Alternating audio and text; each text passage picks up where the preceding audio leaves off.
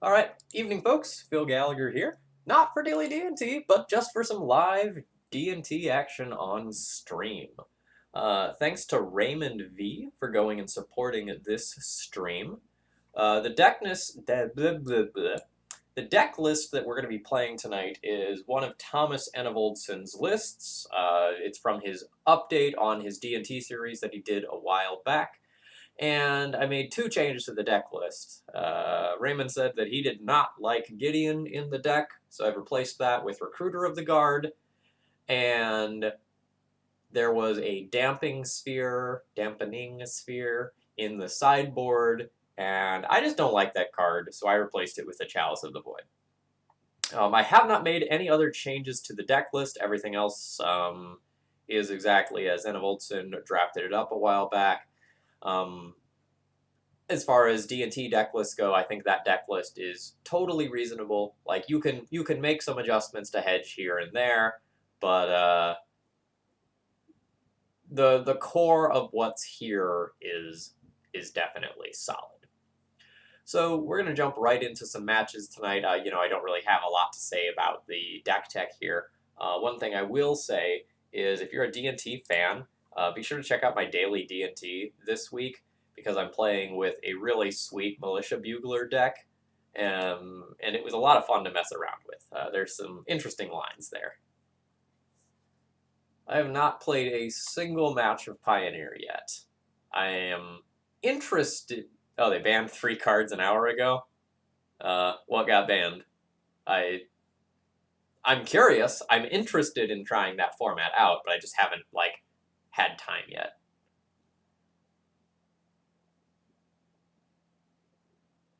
Oath of Nissa, Felidar Guardian, Leyline of Abundance. Oh. Well, on the list of cards that I thought would be banned in a new format, Oath of Nissa and Leyline of Abundance would not have made my radar at all. Would not have in a billion years imagined that Leyline would have gotten itself banned.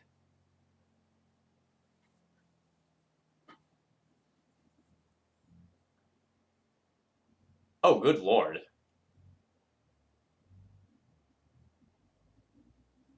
It appears that Oko still runs free. That card is so much better than it looks, by the way. It's pretty frustrating to play against as the sort of player that I am. My whole plan of, wanting to chalice people to death is just, so not an option right now. People are just hitting me with Tarmogoyf and changing everything into Elks. I have to figure out how I'm going to, go and, approach Legacy right now. I have to submit my Legacy Premier League deck for Wednesday tomorrow night, and I'm going to have to talk myself into not playing Rug Delver. It might be hard. That deck's just so stupid good right now. We'll see. I don't know.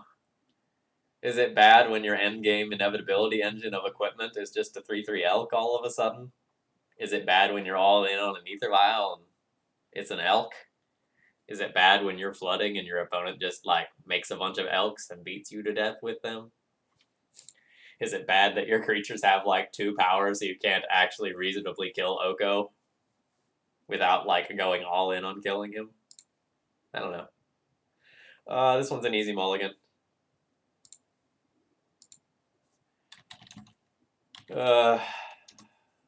This is not a good hand. We'll be keeping it. We'll be throwing back the redundant Caracas, but I'm super not happy with this hand. There's some amount... Oh, God. We straight up lost this game. Good game. Move to game 2. We cannot beat Ether Vial with the hand that we have here.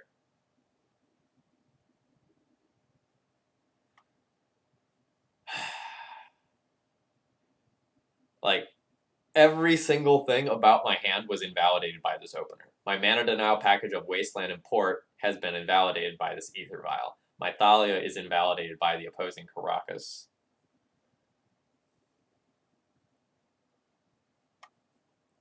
Ugh.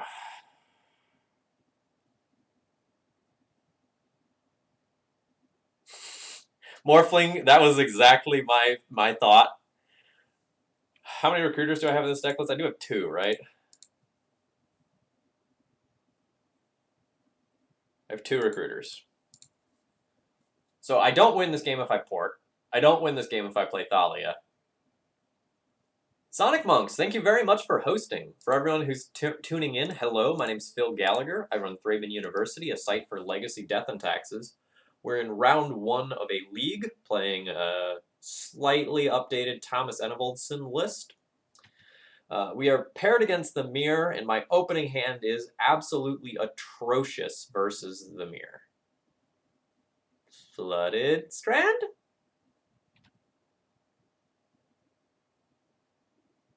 Alright. So my opponent may be on either a black or blue splash. No, I don't think they're going to be humans. Humans usually in a fetch land deck.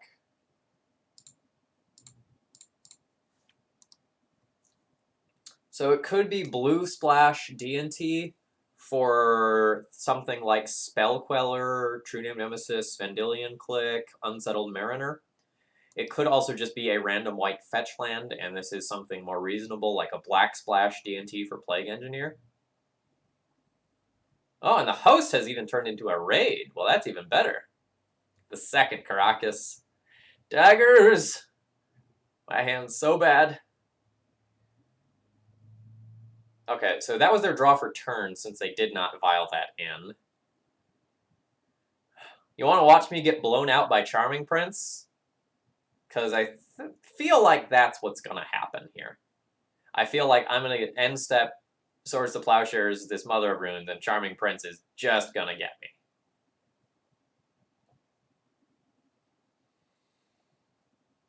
My attack in is pretty safe unless my opponent has Serra Avenger. Given how far behind I am in this game, I'm going to go ahead and make the attack in, and if I get got by Serra Avenger, I'm just fully accepting that.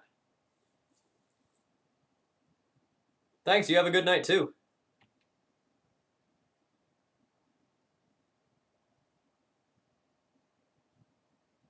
Alright, Tomic was something else it could have been. But, like, again, I accept this.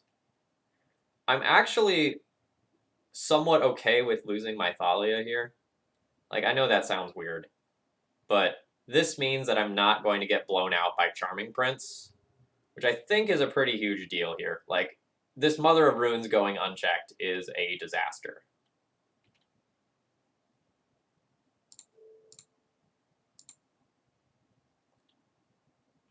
So now we can Swords to Plowshares that. We can Caracas bounce that. I didn't play the Caracas pre-combat because I would have ported down one of my opponent's lands given the opportunity to, rather than play around like Atomic or Thalia ambushing my own Thalia.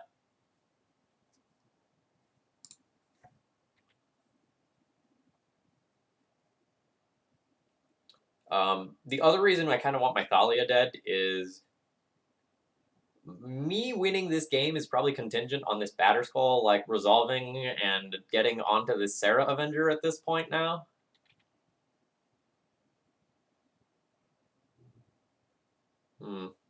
That's harder.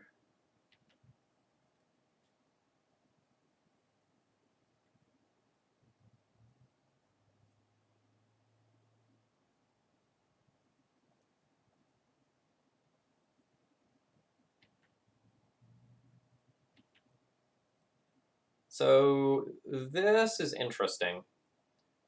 If my opponent is going and playing out this Stoneforge Mystic, which is a card that I don't know about, and telegraphing their Jitte ahead of time, it again probably means that they have something like Charming Prince that they want to do with their Violon too.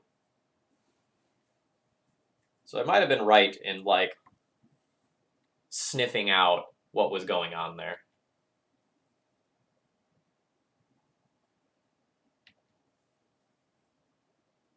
We'll see, though. Like if my opponent doesn't have a Charming Prince or equivalent that they want to put in, I think it's better to just like play Tomic on their main phase, and then Violin the Stoneforge end of turn when it has the largest surprise factor.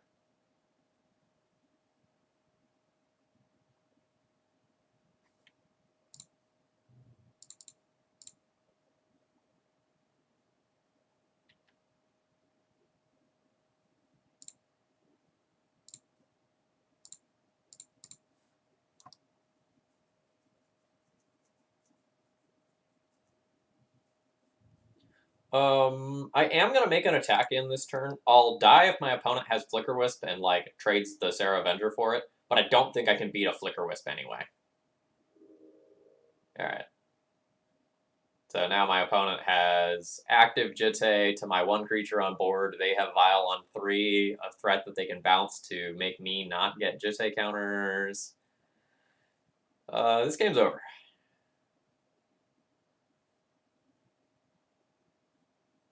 There's worlds where I can spike something like Palace Jailer and maybe get back in this game. I've put up more of a struggle than I was expecting to, if I'm being honest.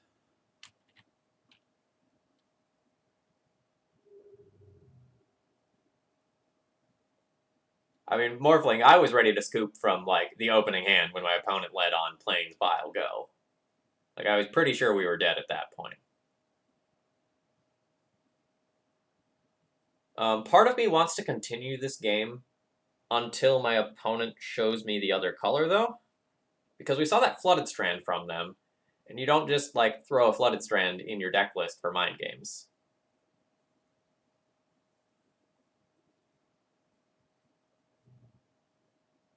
Alright, yeah, now we're not going to be able to, like, cast this Batter Skull that's in my hand.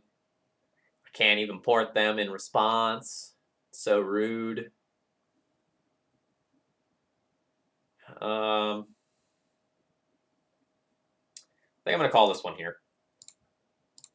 For the sake of time. Like, if this was paper, I'd 100% continue to, like, play out from here. But, like, this game is just going to get miserable. I am not on the winning side of this equation.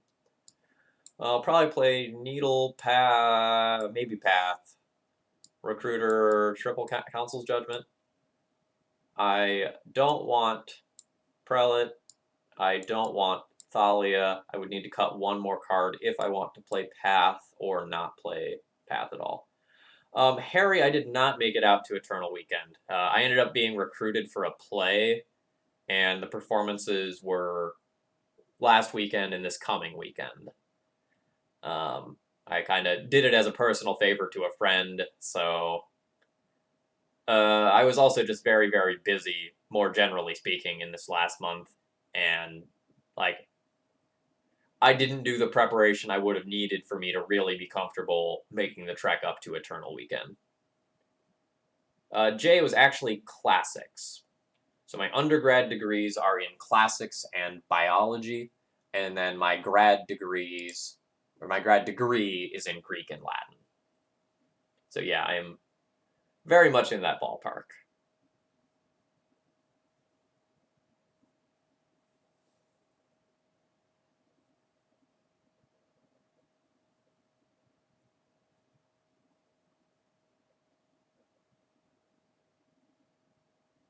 No, it was a modern play. It was a 6-person play called The Smell of the Kill. The short version is that there's a dinner party with 3 men and their wives. The wives are on stage the entire time. The husbands are all entirely off stage, and they're, like, yelling at them from the dining room. And the husbands then get locked in a meat locker, and hilarity ensues as the wives decide what they want to do about their husbands. The last play I did before that was a Latin play, though. Over the summer, I co-directed Plautus's Mostellaria, the Haunted House. Our hand's pretty good. It is a slow and reactive hand. It's a little awkward if my opponent opens up on an Ether Vial. Hello, hello, welcome. In that, since we have our own vial, we can't just like revoke Ether Vial on 2 super comfortably. No, the Mostellaria is really funny. If you've seen the movie A Funny Thing Happened on the Way to the Forum, that's basically the Mostellaria.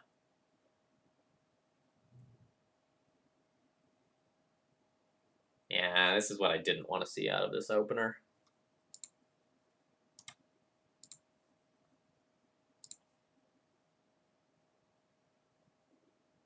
Okay.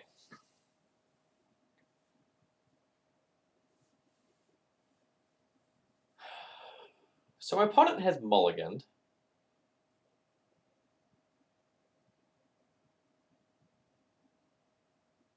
If my opponent just slams something like a Stoneforge Mystic,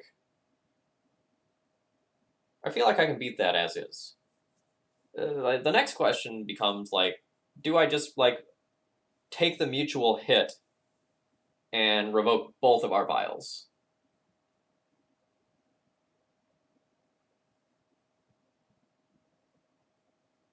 My hand is not aggressive.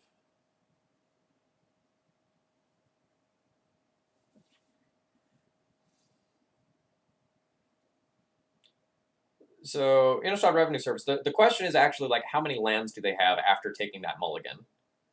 Slash, like, did they throw a land to the bottom of their deck knowing that they could rely on Ether Vial?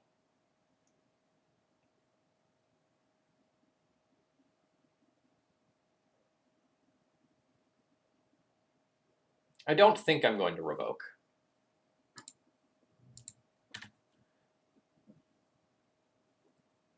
I think if I was a worse player, I would revoke there. And by that, I mean, if I wasn't very confident in my lines, I would be willing to take a high risk, high reward line. But I think my hand is good enough that I don't need to take the high risk, high reward line.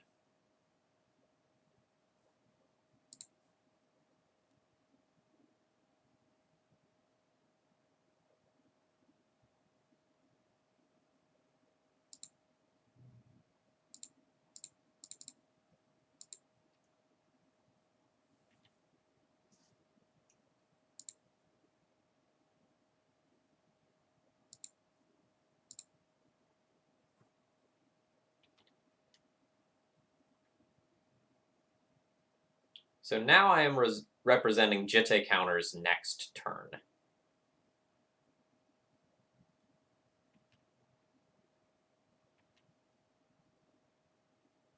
I mean, oh no, I'm definitely ahead if I vial in the Revoker. Unquestionably. So here's what I'm going to do.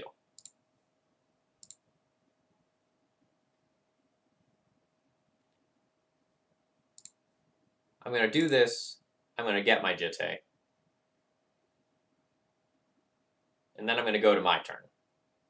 On my turn, I'm going to tap my Ether Vial and try to revoke their Ether Vial. And I'm going to do this in a way that represents my Vial trigger on the stack.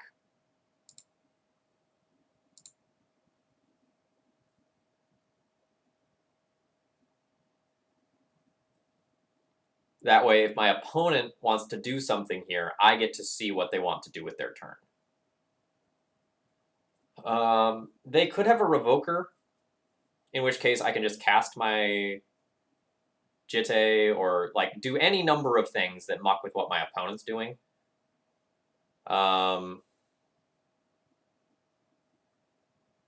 think I'm going to let this happen. It's slightly awkward if they name Stoneforge Mystic and then port me down, but, like, whatever.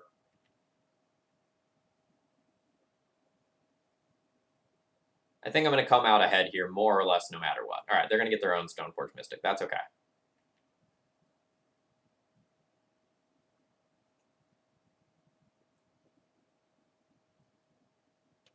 So they're going to get their own Jitte here.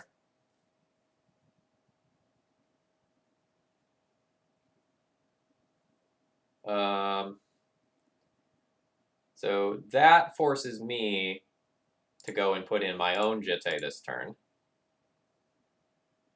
That's fine.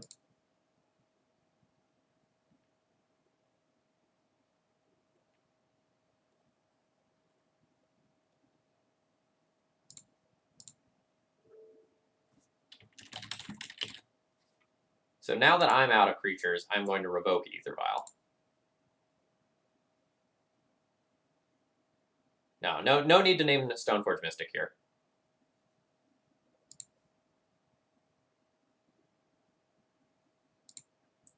There are two scenarios for this turn, and they involve my opponent having or not having Swords to Plowshares.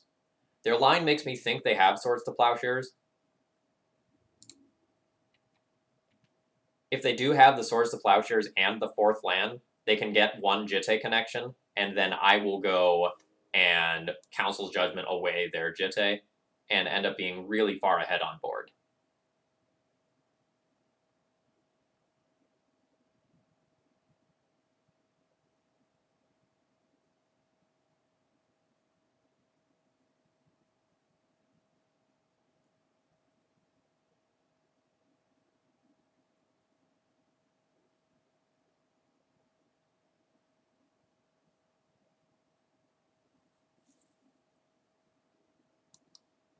And if my opponent doesn't have the 4th land here, life's probably real bad.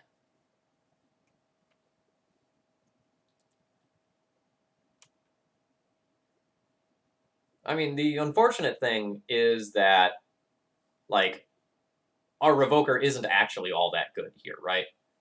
So it's potentially stopping some really degenerate things, but we don't know for sure that it is.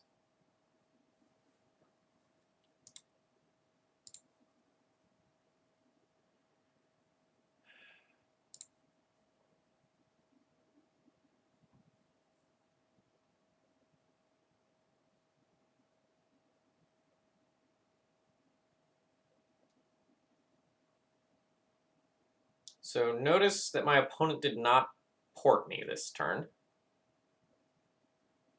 That's quite interesting. That makes me think that they have 3 mana worth of stuff to do.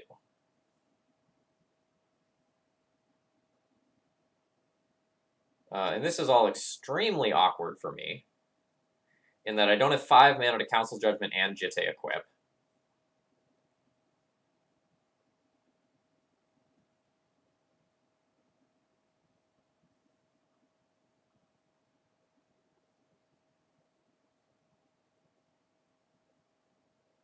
This also could be a situation where it's like, hey, I'm going to lose the game on the spot unless they have something.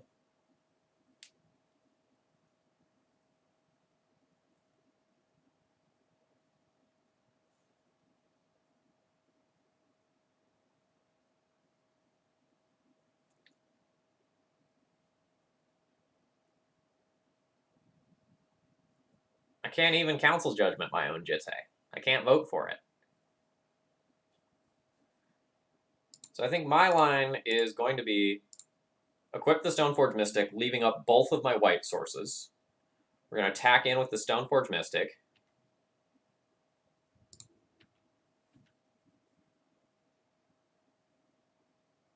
Alright, they have a Source of Plowshares.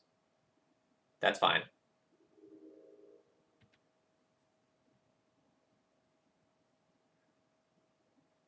So I know my opponent doesn't have the 4th land, so we can go ahead and play Ether Vial and pass the turn.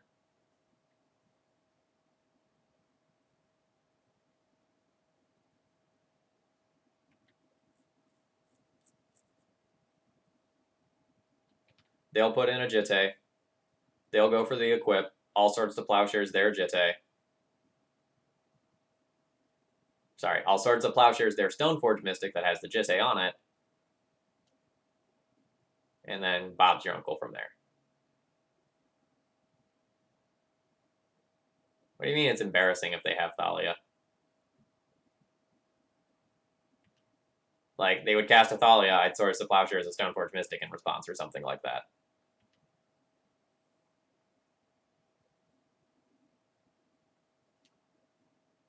And if they have the 4th land, it has to be, like, the thing they're doing per turn.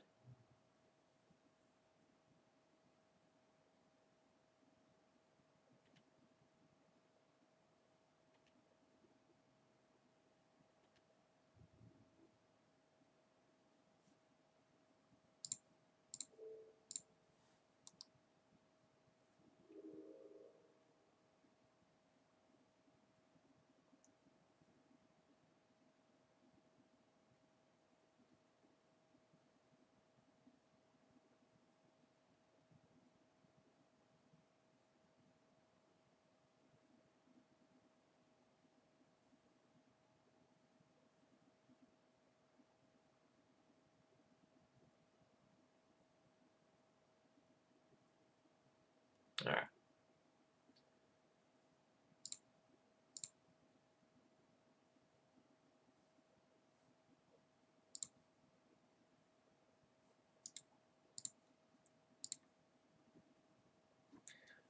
Okay, I have 5 mana. A lot of ways to play this turn. Basically, all of them are good for me. I will be just sending my Revoker out to die. I'm totally fine with that. I will probably Council's Judgment away their Jitte this turn as well.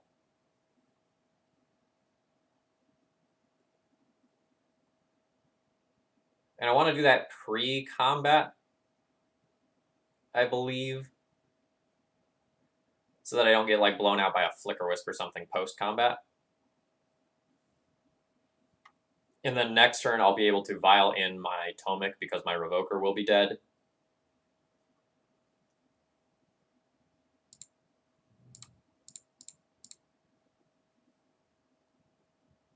Alright. Your Jitte is gone. My Jitte is equipped. My Revoker is going to crash on in there. You're probably trading your Stoneforge Mystic for it.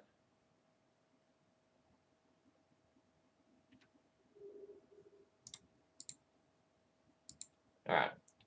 So I have 2 Jitte counters on an empty board. I have double Ether Vial to my opponent's single Ether Vial. I know my opponent has Sword of Fire and Ice. This needs to be a big turn for my opponent. Something like slamming a Palace Jailer on an empty board would be pretty hot.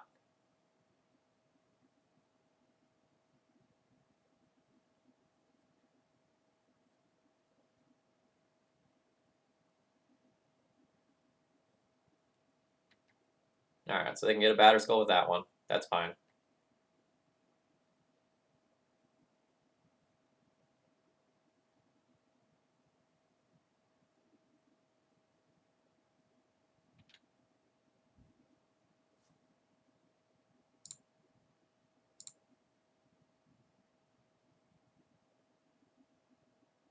Pity they didn't wait for me to tick that up. I don't think it's going to matter in terms of mana usage, though.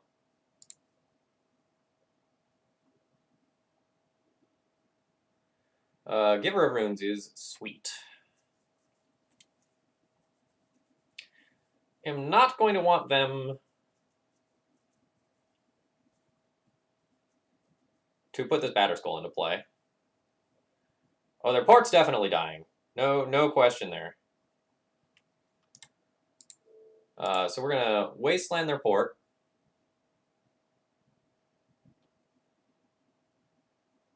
I'm going to cast a Giver of Runes.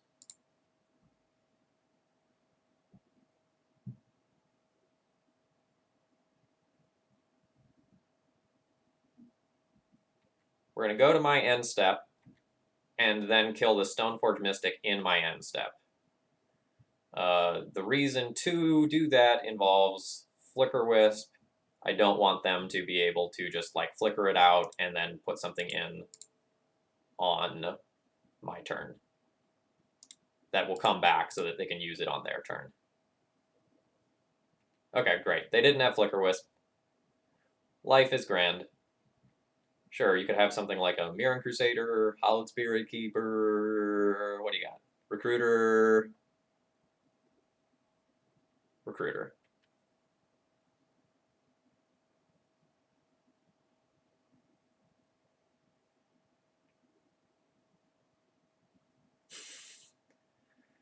A true name nemesis. Min, I can confirm. It is 7:30 p.m. on 11/4/19, and my opponent just searched up a true name nemesis in their D&T deck. All of these things have occurred. Nani confirmed.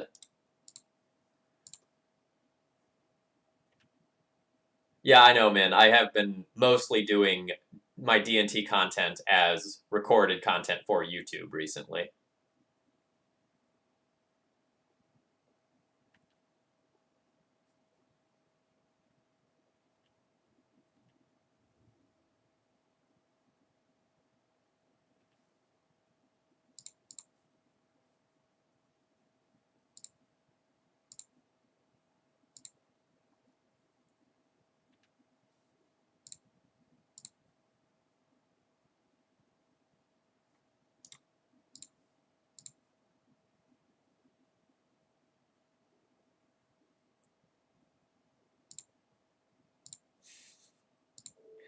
I have some guesses as to what sort of content might be there. Yes.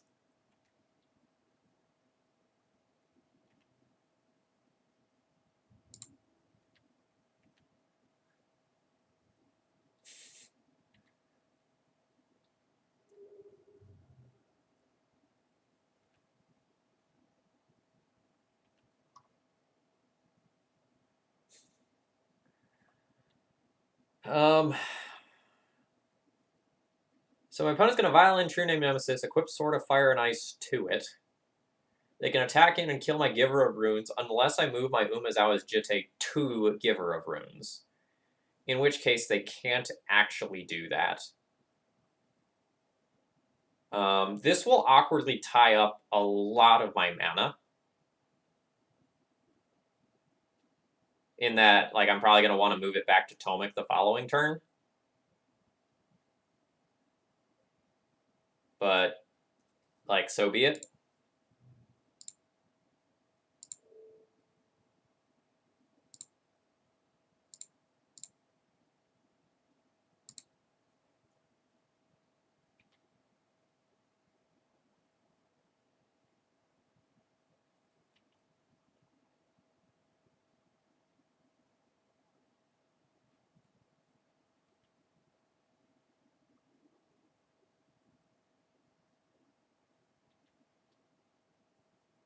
So my opponent just has me on a 4-turn clock, theoretically, just by, like, True Name equipping and getting in there and just sending it at my face.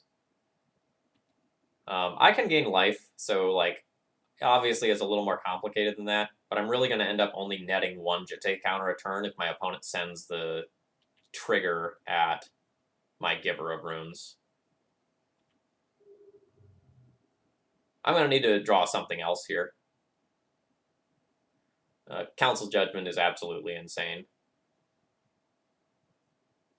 Like, I have my opponent's non... Alright, so they do target Giver of Runes. So I will pump to invalidate that.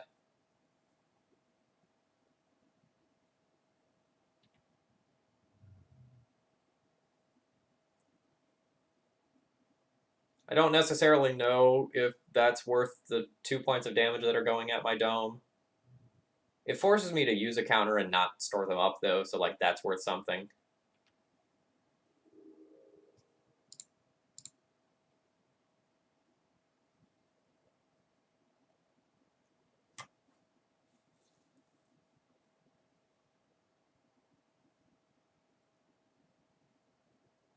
Swords to Plowshares on Giver of Runes. Well, okay. Tomic will get pro white then. And before, like, a Vendilion click hops in and somehow makes everything awkward.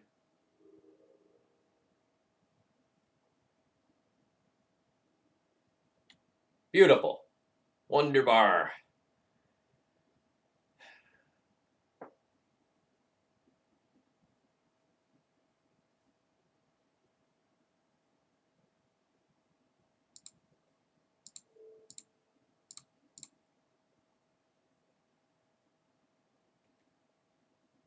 Well, I haven't even played a single match of Pioneer. I also don't think that a D&T strategy is going to be anywhere near viable in Pioneer. Yeah, man, I was sitting there pausing. I'm like, am I going to play around Spell Pierce here? Like, do I want to play around counter spells? No, they're probably not going to bring that in.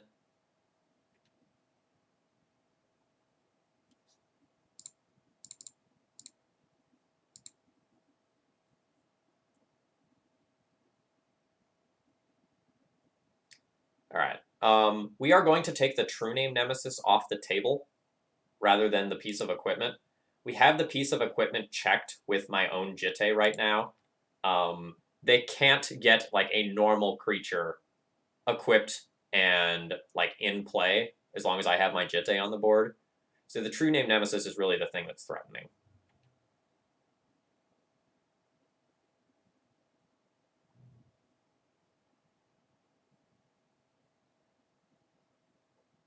Okay. That's a slight annoyance. But, like, we beat that currently. No big deal.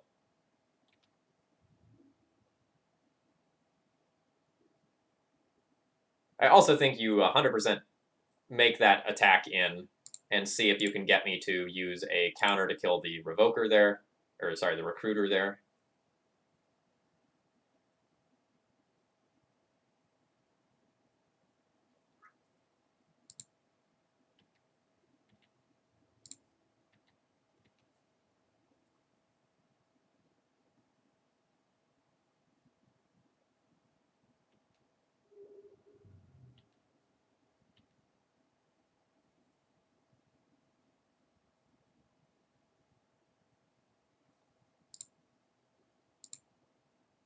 Yeah, my thought is they have a single true name nemesis.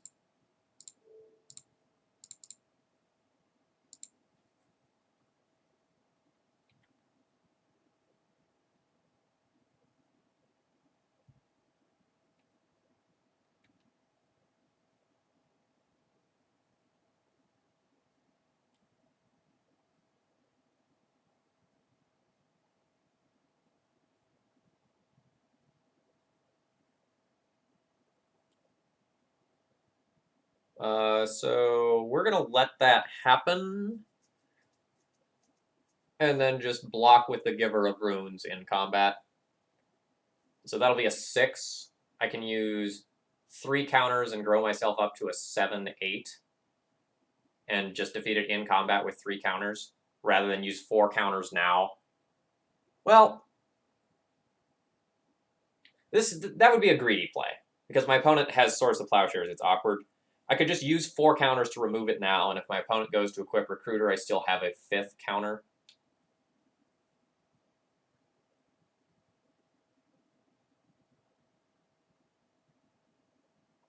I'm going to go ahead and remove it. I'm not going to get greedy here. I'm pretty far ahead.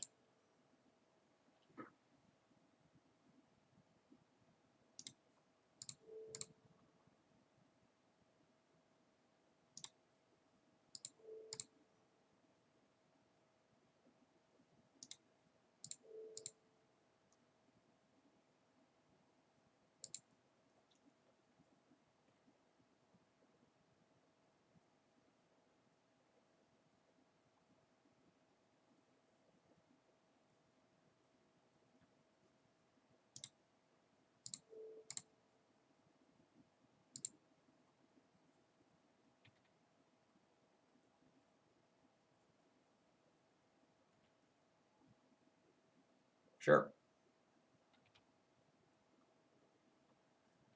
Sure, but I have to play here as if my opponent basically has nothing, right? That's an amazing draw. That does so many different things here.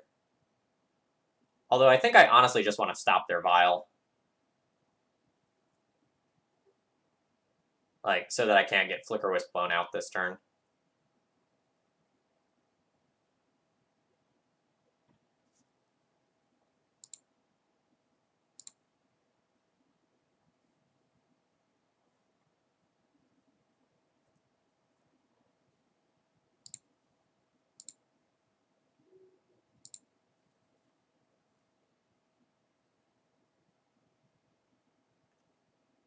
It blinking out my Jitte would be the problem.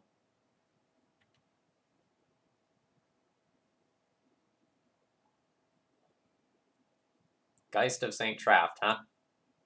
Alright, well that's interesting. And something that I can't remove.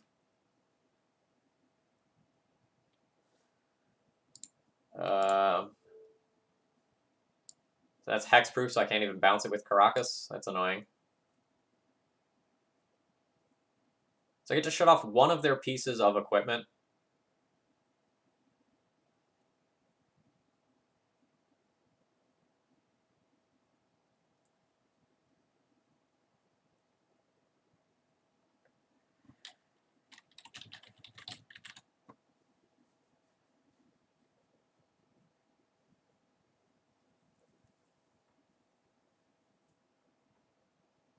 I think it needs to be their Batter Skull.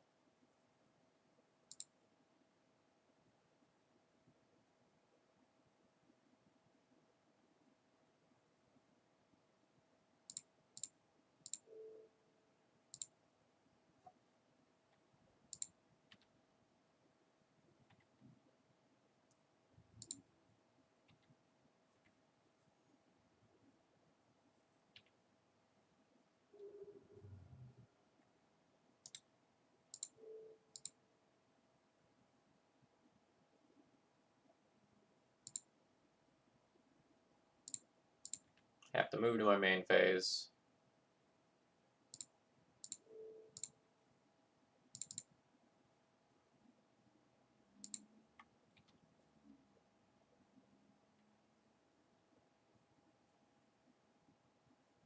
I'm just gonna like time out by like trying to figure out what the hell my opponent was doing and just chatting with you all.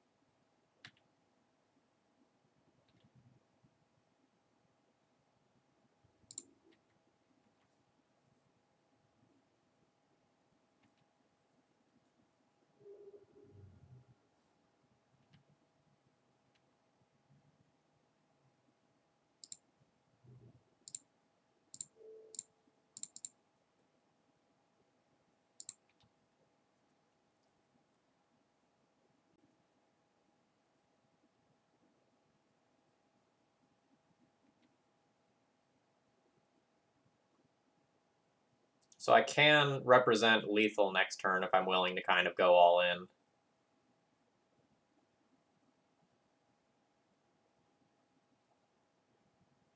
Council Judgment, Recruiter. Yeah, that's annoying.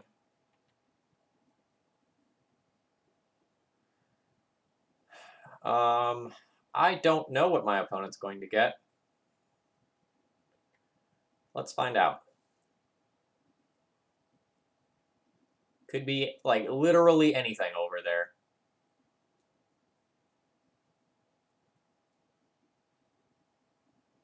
Like a deputy to detention or something. Who knows?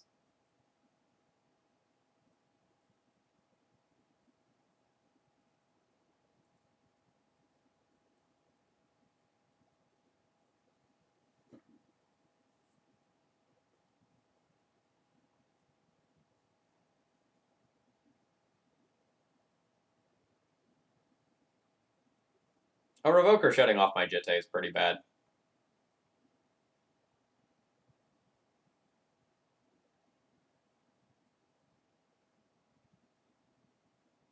I'm not even sure that Flicker Wisp is all that great. Like, you try to, like, Flicker Wisp your Recruiter, and I get Recruiter and... Like, any play that involves a Flicker Wisp ends in me getting the Recruiter and the Jitte. Or, sorry, the Recruiter and the Flicker Wisp. So, like, this will nug that. This needs to give me +2/+2 to, so I can trade with Geist in combat if I need to. And then this one will gain me some life.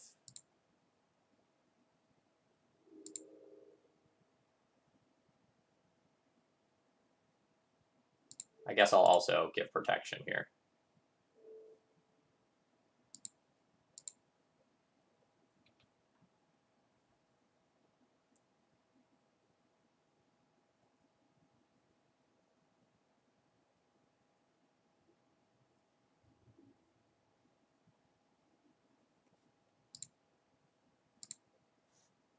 I have no cards in hand, and I'm low on clock.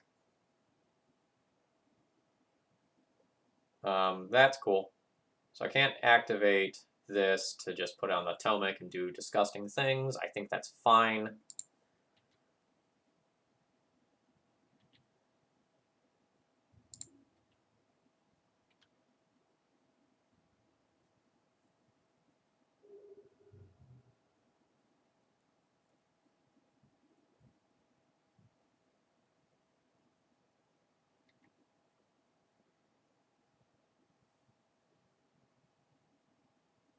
I really wish that I had something to do with my mana.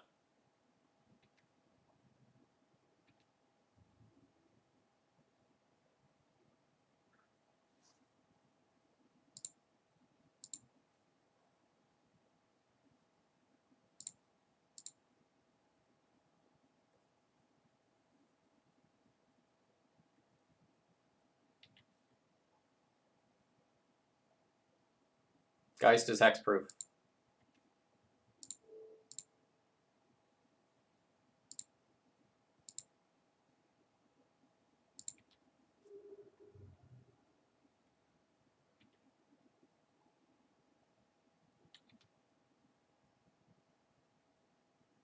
At this point, we're just looking to attack in twice and kill my opponent that way.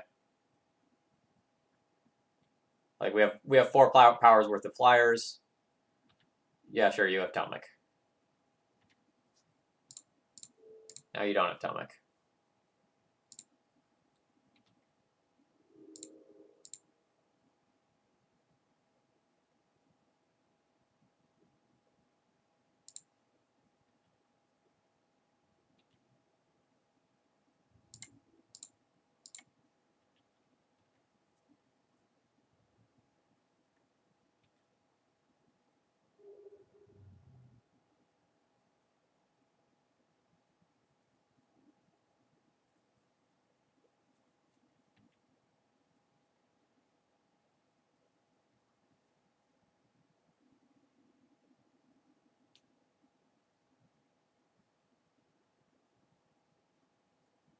I mean, my opponent is playing some blue cards that, relatively speaking, are poor,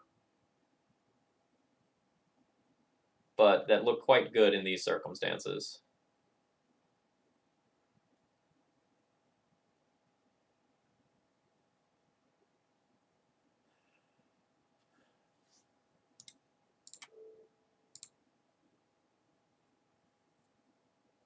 Thank you for misplaying. I really appreciate it.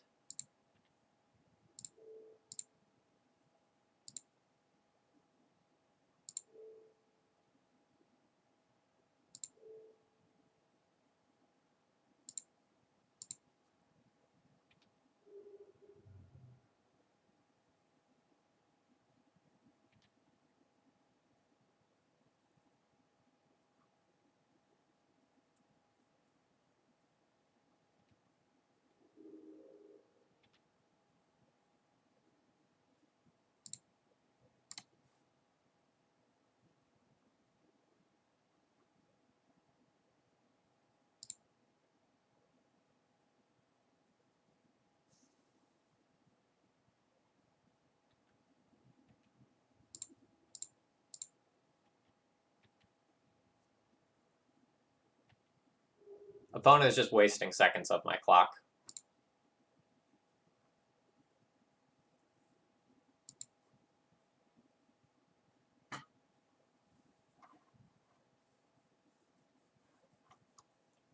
Yeah, I don't think my opponent's presumable one-ofs are worth what they're doing to their deck. My hand is insanely good. I'll be keeping this one.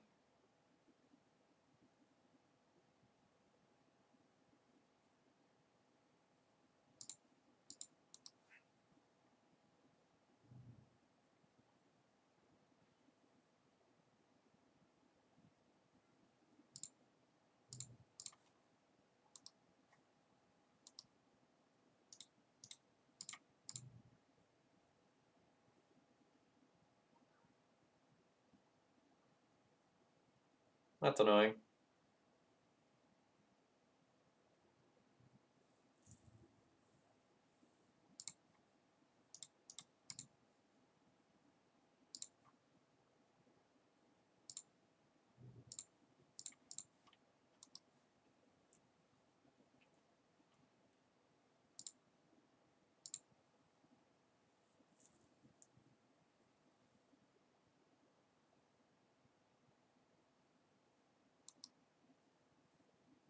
We're still probably gonna... We have a very good chance at just winning this one by just connecting with Ajite. That'll take a little while to set up, but we can very likely do that with double Giver of Runes.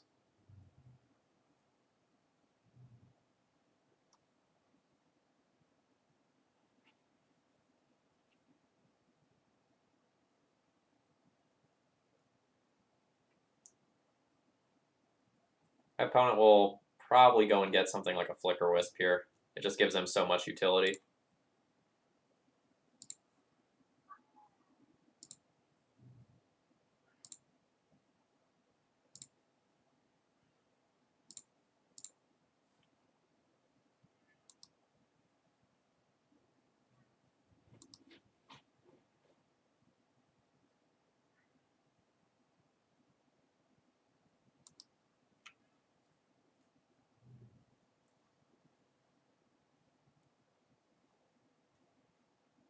So just like, that's obnoxious.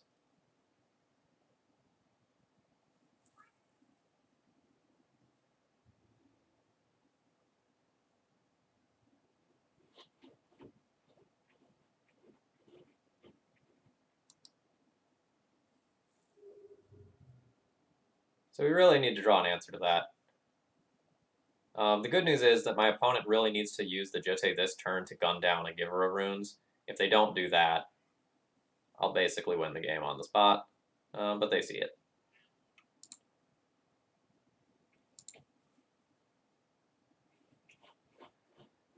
I can Flicker Wisp something. Am I even Flicker Wisping? Unsure.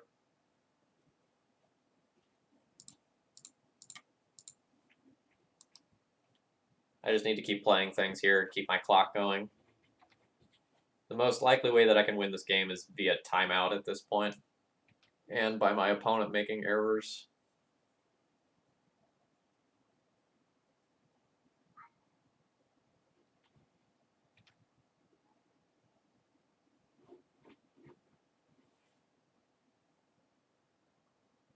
So that targets Giver of Runes. I'll give Mirran Crusader Pro White here.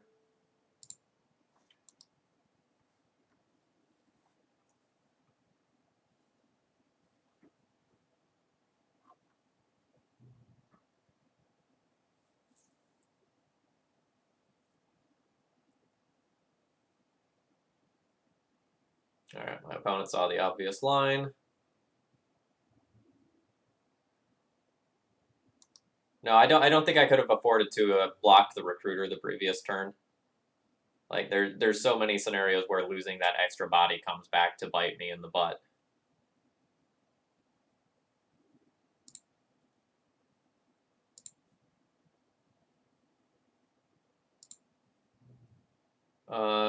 So I can almost make this turn work. I would have the opportunity to flicker out the Revoker if I had a fifth. If I had more mana, I could make this work. So I need to play towards this working next turn by playing out Jitte and Serra Avenger this turn.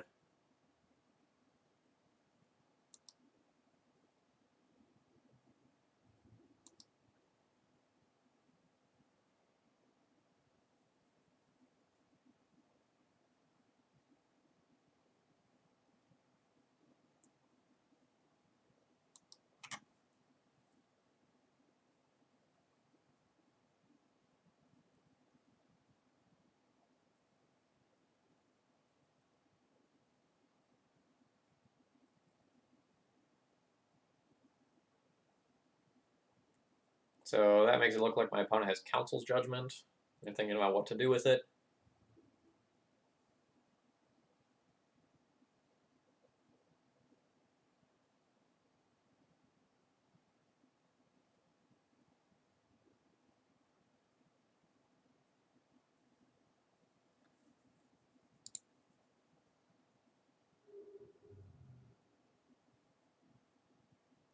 I need to spike a land this turn. And I need my opponent to not actually have the Council Judgment that I think they have. Alright, that's legitimately annoying. Now that means my Serra Avenger is gone.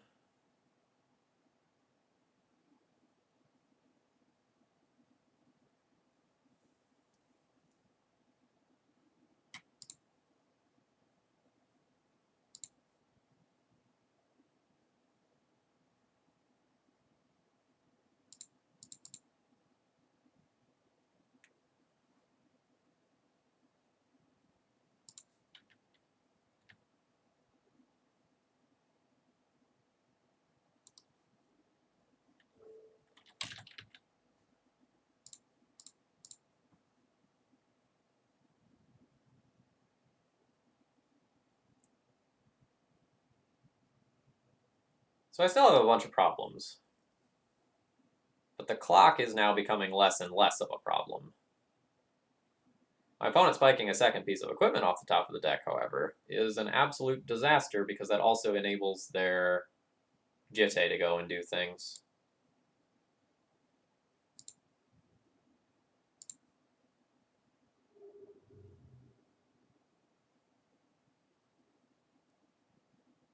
Very poor turn from my opponent in terms of like how they sequence their turn and what they did with it. They're so far ahead that it probably doesn't matter, and they're probably just under a time crunch trying not to like die.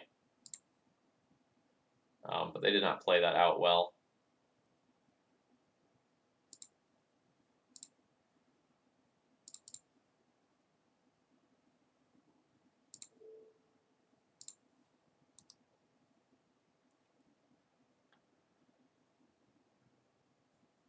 So now my like legitimate only way to win is via clock.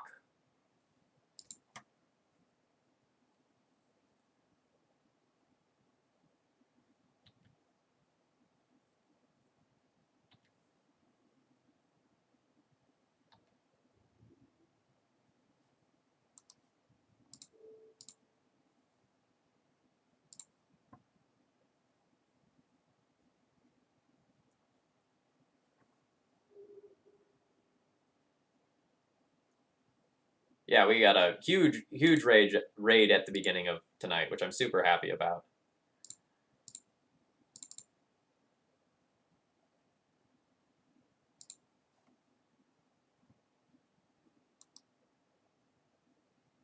We're removing something that makes them do more clicks, in case it wasn't clear what I was doing there.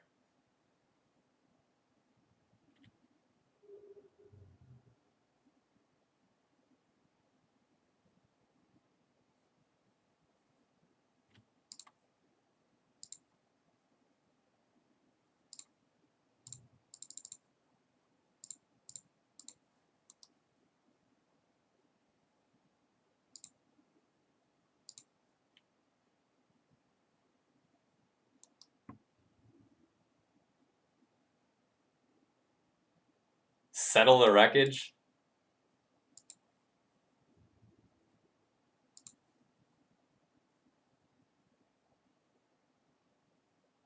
Alright. That's not how we want to win those. But Moto is what Moto is, and we'll take that one. Oh, opponent definitely mad. I was streaming and talking with chat. Me running down the clock, that's no surprise. But like I was down like 6 minutes on clock or something like that. So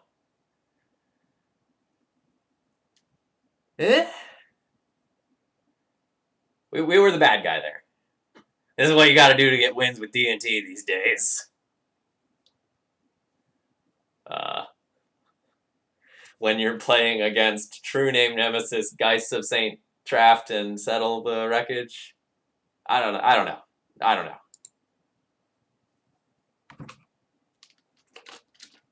know. Historically, I've always thought that the blue splash D&T is one of the worst D&T splashes because of the sorts of cards you want to be playing in splash D&T are blue and don't necessarily lend themselves to splashing easily.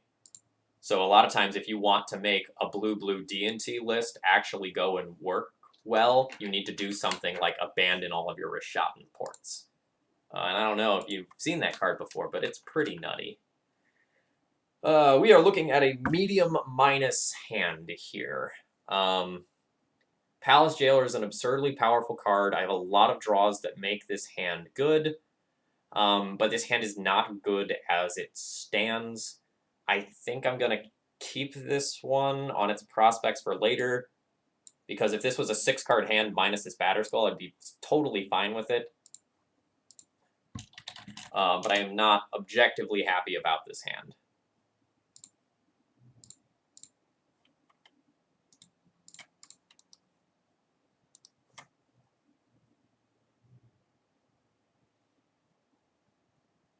This shit again? Alright. Opponent's start is very good against my start.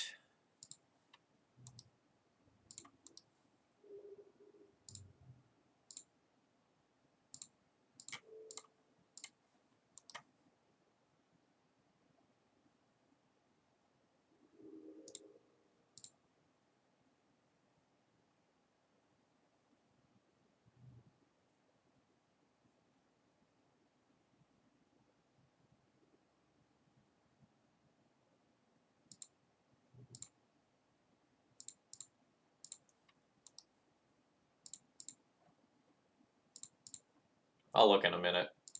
I don't think it's the same opponent.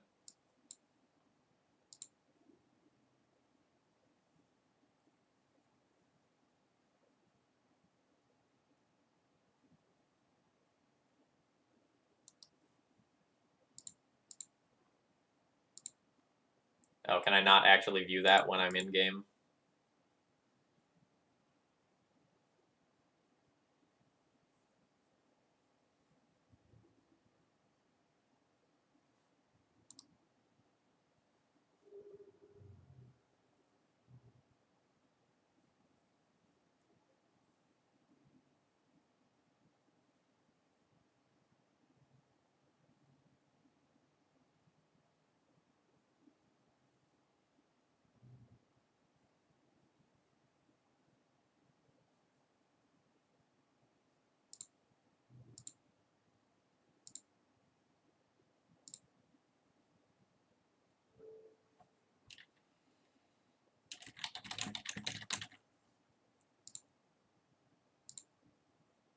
Note, we'll be naming Mother of Runes with this Revoker, not Aether Vial. The goal here is to try and make it so that my Palace Jailer can take over this game. And if that happens, I'll probably win instantly. I might just jam it next turn. Sort of unclear on that one. A 1-for-1 trade of bodies is probably good for me right now. It becomes awkward if my opponent has another Flicker Wisp or has like a Swords to Plowshares or something. But I think I need to take this. If my opponent has a Swords to Plowshares, I'd rather know about it now.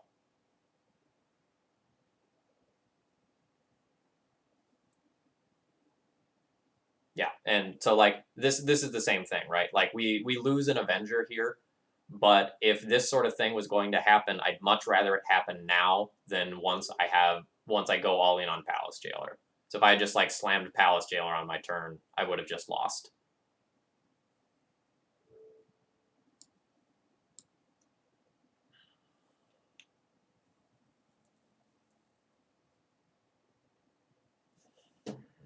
I might need to stop the Sword of Fire and Ice now, unfortunately,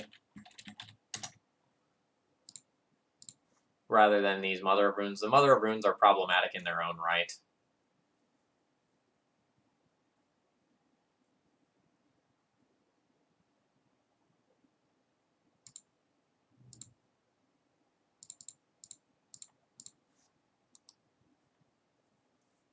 But if we can get my opponents to a point where they've tapped both of the Mother of Runes, then we can do something with this Palace Jailer.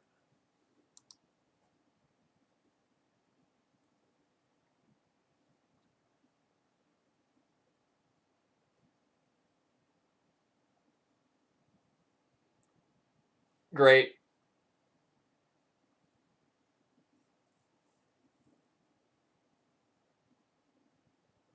This is an absolute disaster.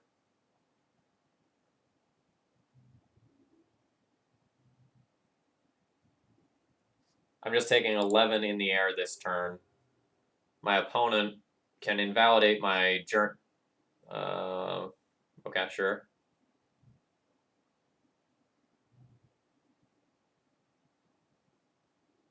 I think you're supposed to just go to the face rather than take out the Revoker there, so you can threaten lethal next turn.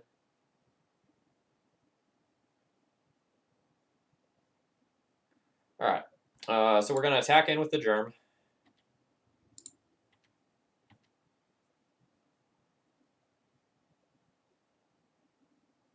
We'll see if we can get my opponent to, like, block with Jailer, block with Mom, block with Mom.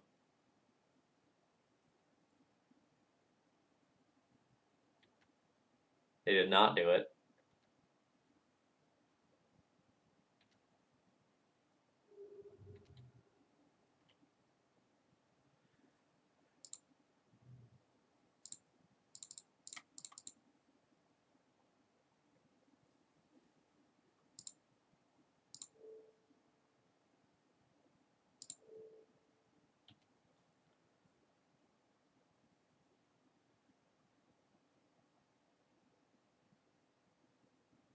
They just let me have that?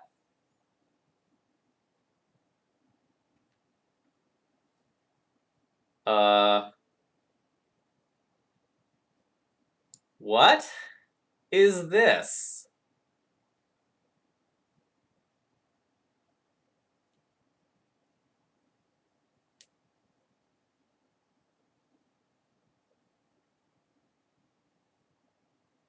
I am still not favored, but, like, there's hope now.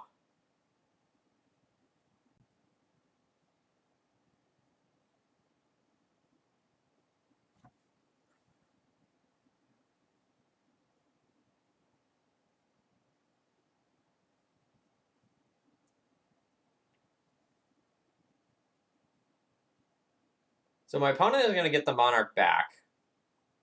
And they'll get to flicker with something out. So that I keep my Revoker alive, I need to name Sword of Fire and Ice. The Mother of Runes are still a problem. The other thing is I can play exactly towards what Min said. And I can name Mom, try to draw exactly one of my 4 Swords to Plowshares. It's a 4 in 47 chance of happening. Which is pretty low. So if I name Sword of Fire and Ice, they attack with Flicker Wisp, they'll get another Flicker Wisp back, they'll Flicker Wisp out their Jailer. They'll Jailer my Revoker back. They'll draw a card, I'll be real far behind.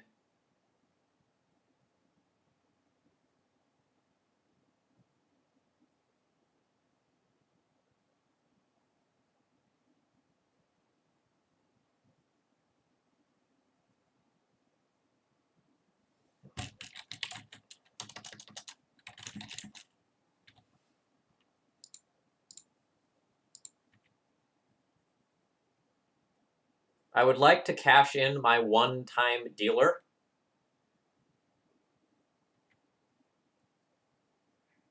I did not get to cash it in.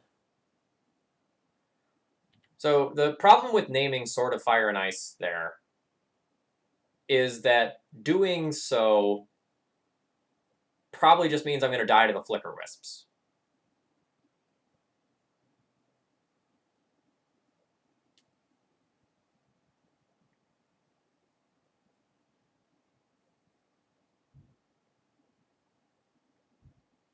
The other hope here is that my opponent thinks that I now have Swords to Plowshares in hand and won't go for the equip of the sword on the Wisp. That would be hot.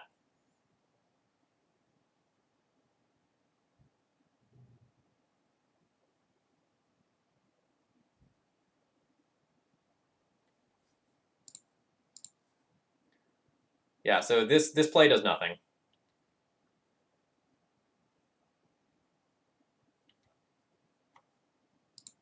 Like, that's a play that just does nothing. I really don't like that from my opponent.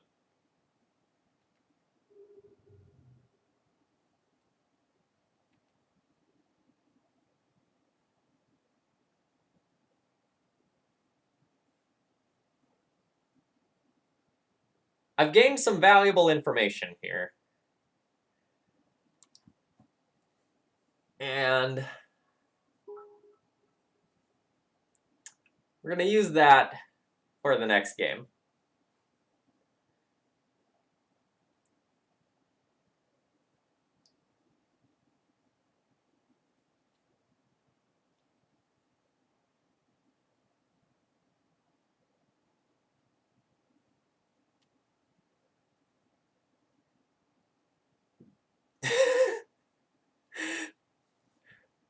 Yeah, basically, come on, deck. Like, I've done so many cool things here, and all I want is for you to deliver something sweet so that I can take advantage of what's going on the other side of the table. Let me be the goddamn monarch. Just, like, let me connect with this germ for some unknown reason.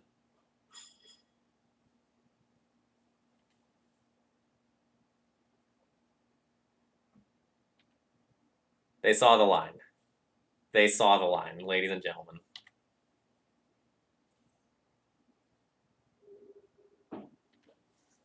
Alright.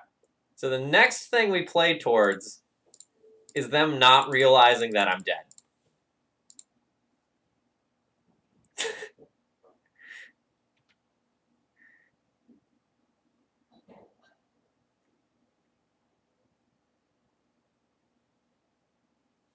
So one of my favorite stories about the Death and Taxes mirror is my opponent goes and blocks my Mirren Crusader.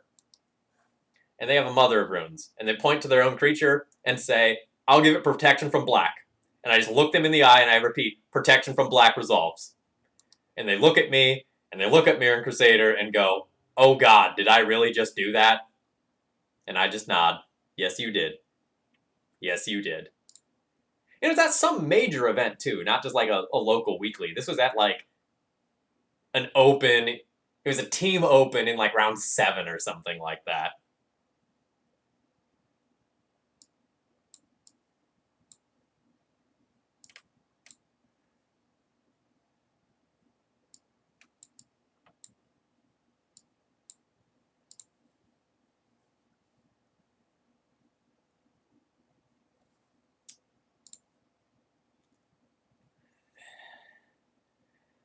Ugh. Ugh. Ugh.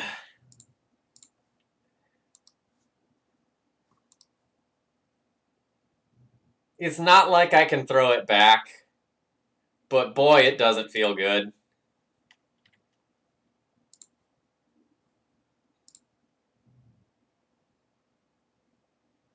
I mean...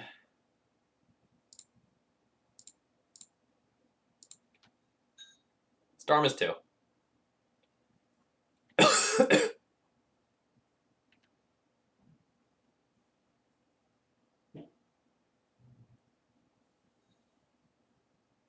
Planning on having this nice conversation about, like, how I was going to tick my vial up and, like, go and, like, respond to my vial activation by, like, my vial trigger. Why are you getting Batterskull?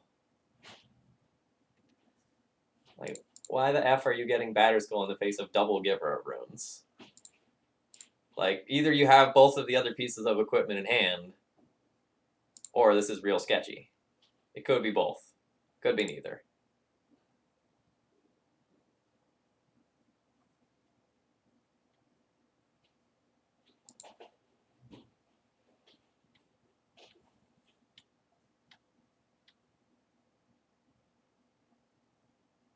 I legit think I just let him have the Batterskull and save the Swords to Plowshares for later. My hand is garbage. I don't think I can expend resources just dealing with that.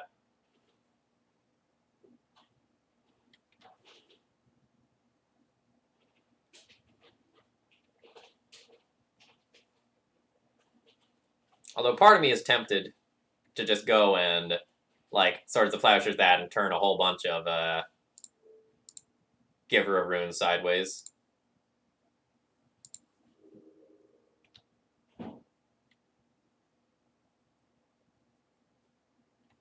And while I'm complaining,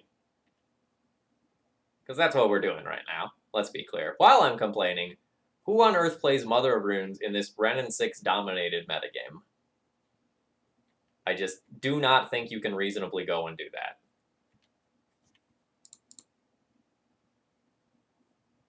This is such a clutch Revoker spot. They didn't respond to, but that's okay.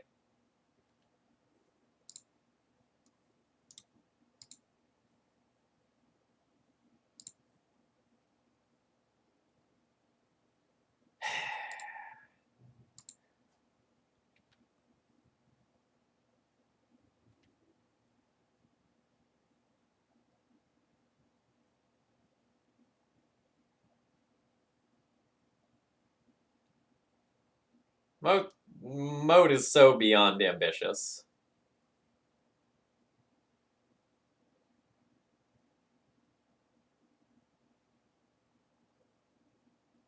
Okay. So they're going to go and put in another Stoneforge Mystic, and then they can put in the piece of equipment that they're getting off of this Stoneforge Mystic, which I don't necessarily think they're going to do. Nope, here we are. Your Jitte doesn't get through my board. Like, just throwing that out there.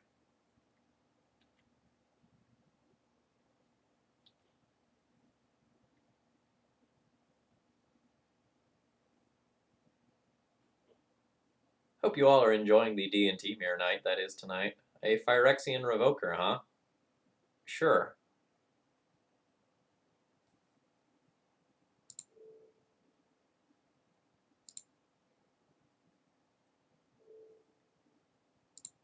We're going to name white with that.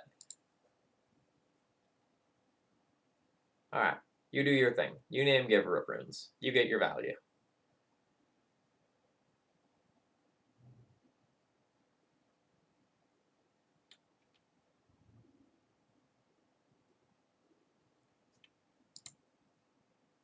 Give her pro black just to send the statement. Plains? Council's Judgment. That's not bad. Obviously, I'm going to cast that.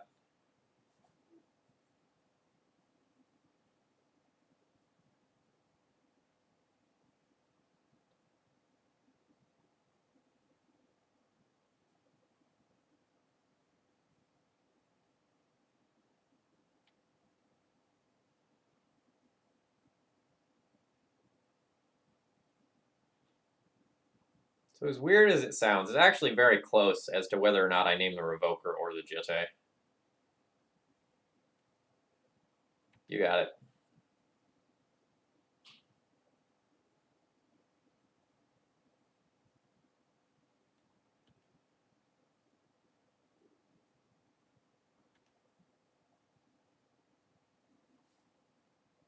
My opponent removed the choice for me, so I will name that.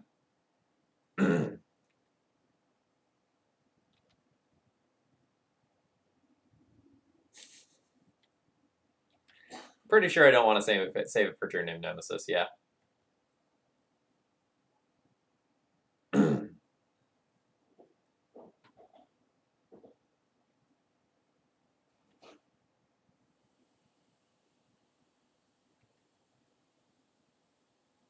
I really don't like the position that I'm in.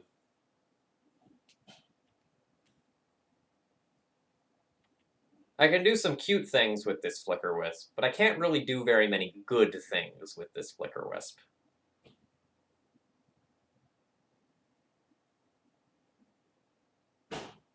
I'm probably going to end up flickering out that Revoker or maybe the Germ token, depending on how my opponent goes and attacks.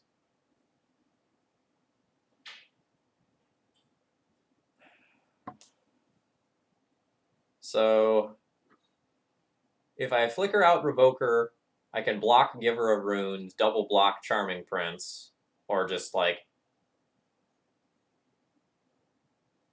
Yeah, okay. So we're going to do this.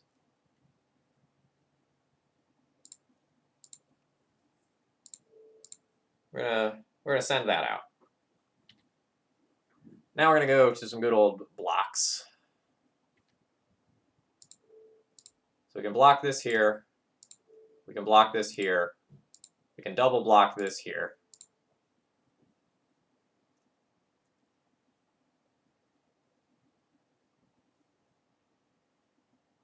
Or wait, hold on, let me think about this. So I need one Giver to protect this. I need one Giver to protect a Wisp. So actually, maybe we don't want to do that. I was thinking about triple Givers before. So I can just, like, get rid of the Germ here, protect both of these, leaving up one more layer of protection. Yeah, that seems fine.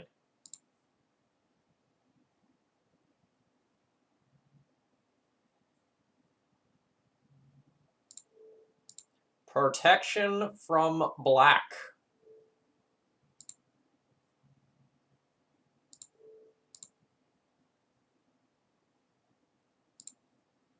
I mean, chat wanted protection from black. You got what you asked for.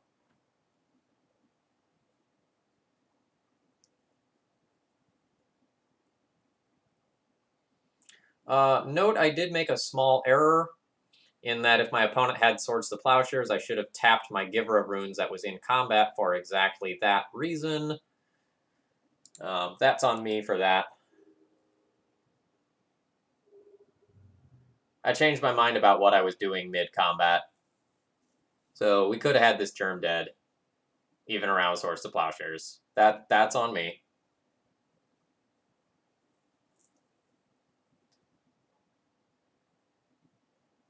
We still have a problem in that, like, this Revoker is still crippling good against us. We're not the aggressor. My mana situation is stable, but, like, I don't have anything to sink mana into if I get it.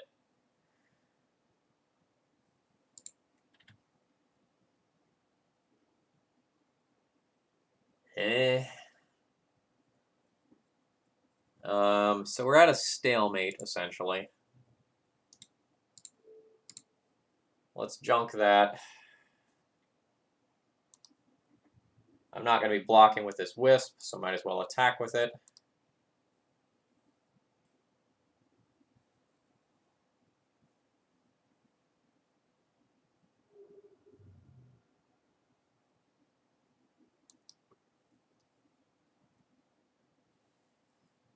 Not having that germ dead was a huge error. I'm a little upset at myself about that.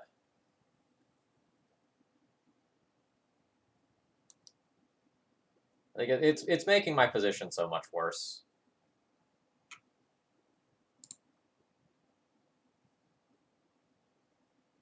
All right. All is forgiven.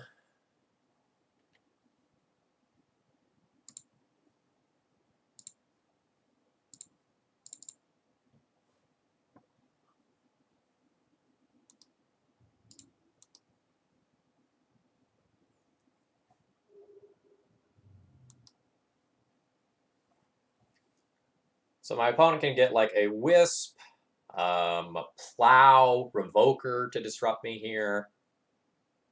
A Flyer's bad. Son of a gun.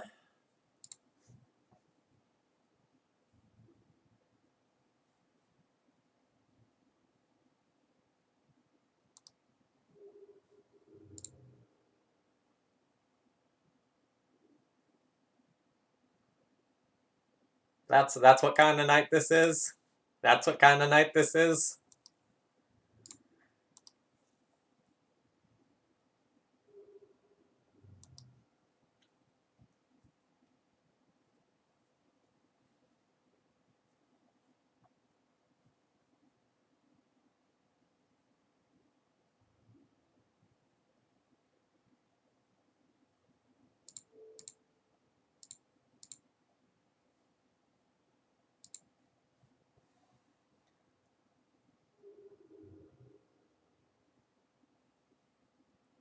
Giver of Runes.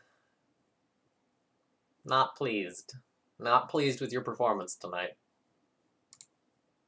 Gonna put you on an improvement plan. Well, that's actually pretty good. In before my opponent draws Flicker Wisp and blows me out.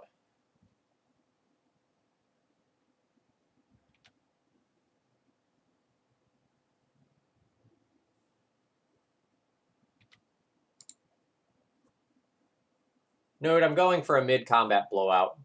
That's why I am holding back this Swords to Plowshares. I'm at 3 life.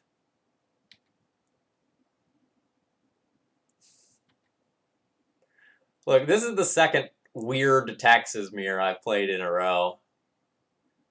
So, it's kind of where I'm at right now. Look, I just signed up tonight to just lose to Rug Delver 5 rounds in a row, and no, that's not what's happening here.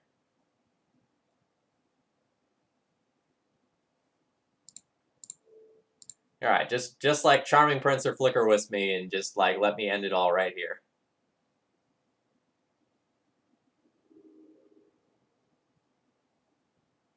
Alright.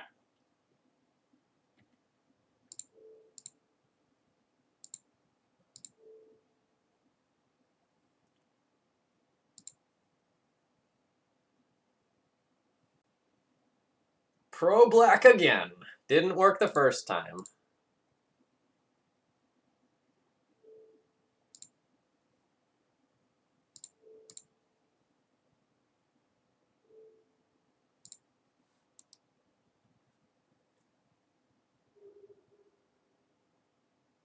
Alright, I only took like 12 more damage than I needed to.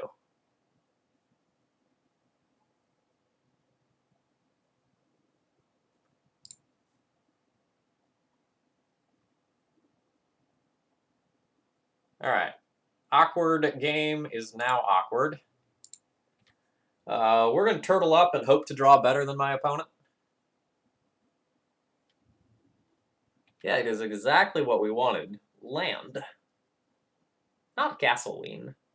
Not, say, like, Sword of Fire and Ice or Batterskull. Alright, show me that you know how your cards work.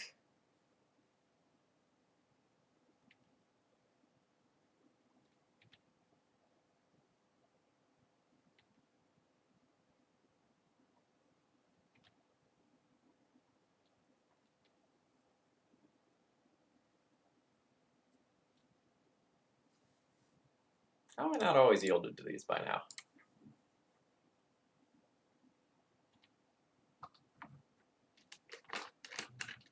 Alright.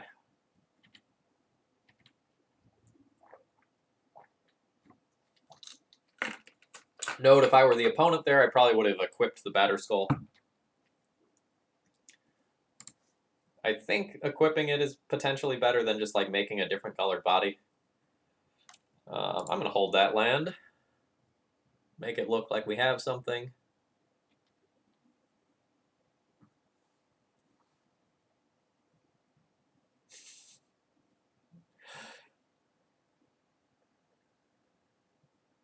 Alright. Opponent doing good habits there by activating their Stoneforge Mystic and holding priority so that they can put the Batterskull in without a Swords to Plowshares disrupting them. So I will give them kudos where they deserve it.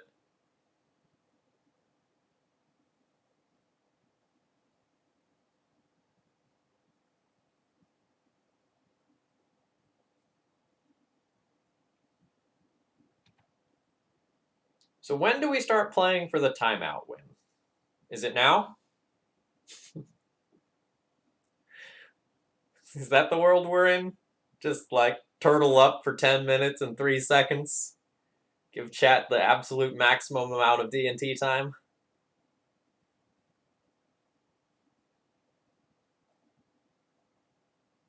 Alright, okay.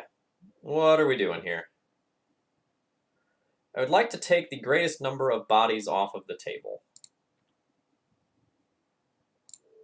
So this needs to go here.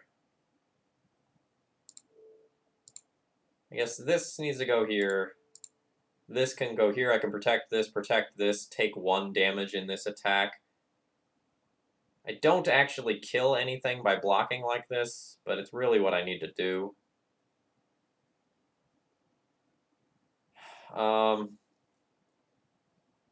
So I could instead do it like this. And this. Go like... I guess I don't even need to give protection here. I can give protection here, I can give protection here.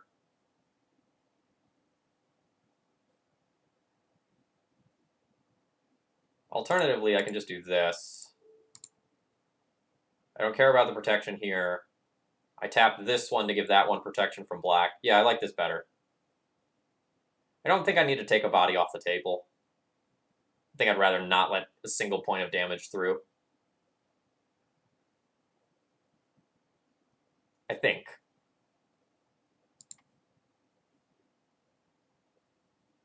In before the Flash Anthem thing just savagely blows me out.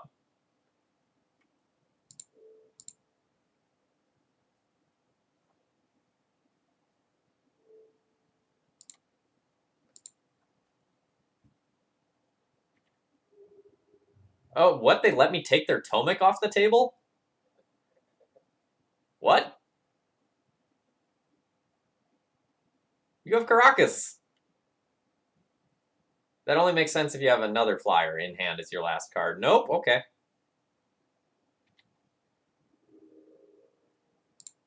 Because I was 100% expecting them to bounce if I gave protection, which doesn't play around them having anything else in hand. No, mine was not a misplay. Mine was a choice.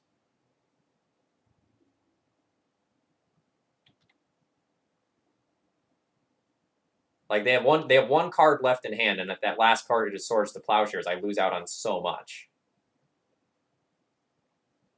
Oh, yeah, sure.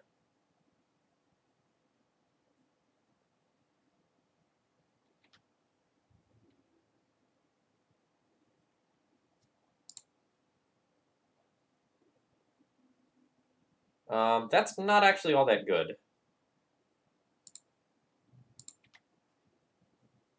It's not that bad. But I need my opponent to tap some mana in order for this to be good. Then I can nab their Batter Skull.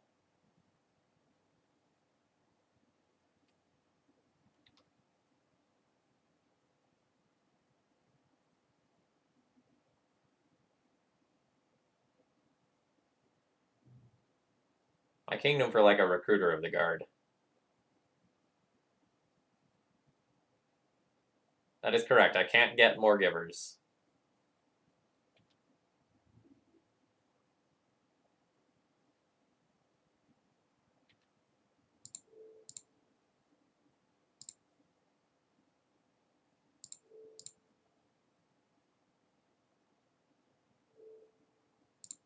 Protection from black, the most common play in the Death and Taxes mirror, as we all know.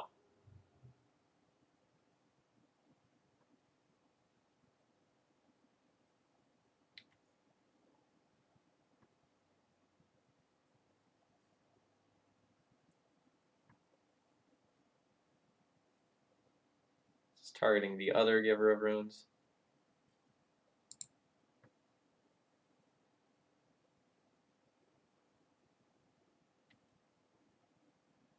Sure. So I guess I could have prevented that by blocking with Giver of Runes. No, it doesn't work.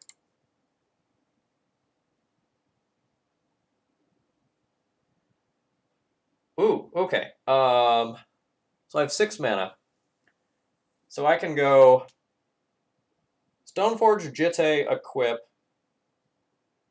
Crash in. Alternatively, I go Council's Judgment, your Batter Skull. Just get that out of here.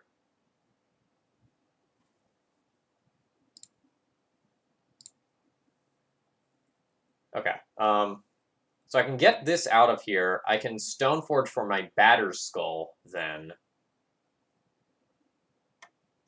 Okay. So we need to start with this. That gets this out of here.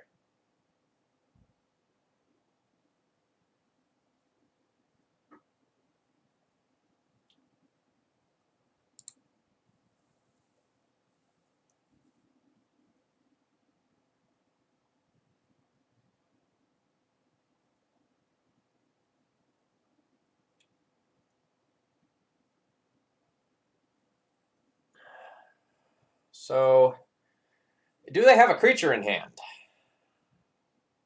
If they don't have a creature in hand, boy, can I run away with this game. Well, specifically, I guess it needs to be like a Flicker Wisp or a Revoker. I can Pro White, get back a Giver, play a Stoneforge Mystic, not die, be the Monarch. I will just die to Flicker Wisp regardless, unless I draw my own Flicker Wisp. We're going. We're going. Hey, you know what would have been great? If I would have killed that Germ like 17 turns ago, when I clearly could have done it.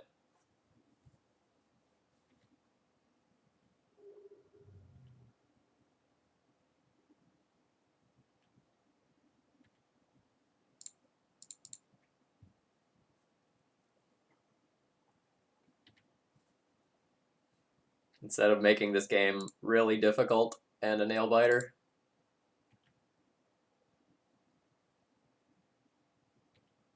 Draw 3 drop. Come on. Come on.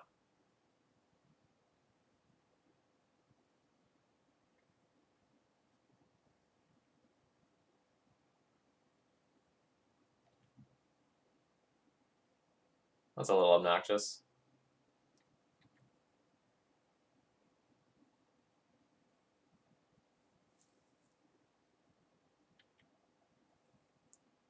Come on. Draw Flicker Wisp. That's a Rishadan-port. That's not as good as Flicker Wisp.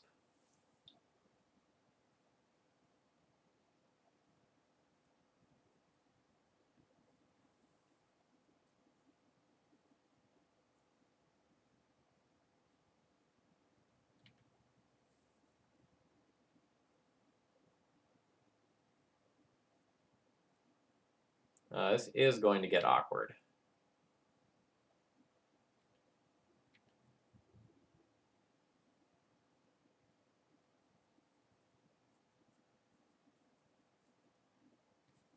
So I need to block both of these so that I don't die.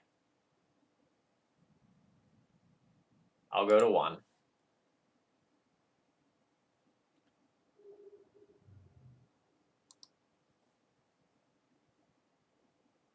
My opponent becomes the Monarch.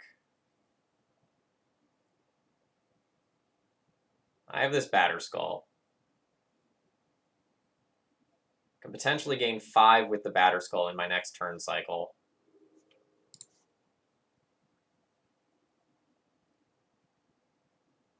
Okay. Alright, so I have 3, 6, I have 7 mana available. I can Council's Judgment away the sword, put in my Batterskull mid-combat, and gain more damage than they can do via attacking. The real question is, do I just attack with my Giver of Runes to become the Monarch?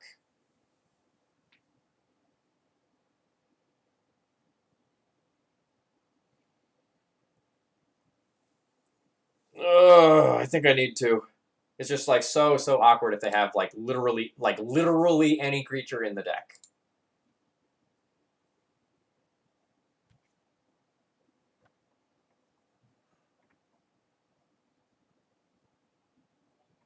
Statistically speaking, attacking is probably the worst play in that it doesn't work out a huge percentage of the time.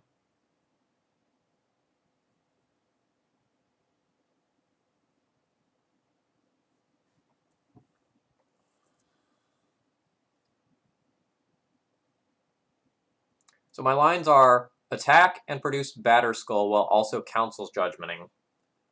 Or put in Batterskull, equip it, make a giant creature. I'm gonna make an attack. I don't know that it is correct to, but I'm going to do it.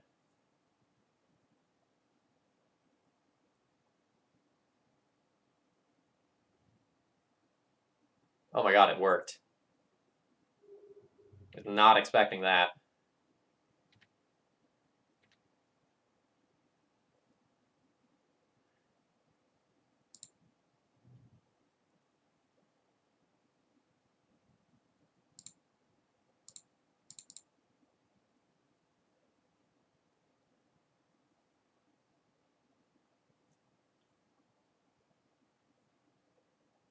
No, I think I need to still take the sword. I only have 2 bodies for blocking, potentially. And my life total is under the biggest amount of pressure. Like, my life total is the most precious resource right now. With draws like that, that will continue to be the case.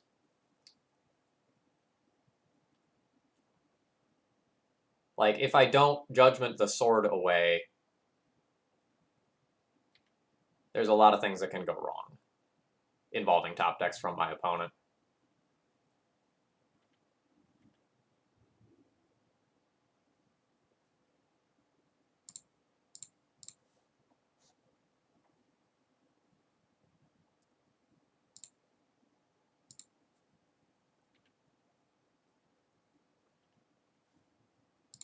So obviously we take the Jailer off the board. My opponent becomes the Monarch, but I'm potentially taking that right back.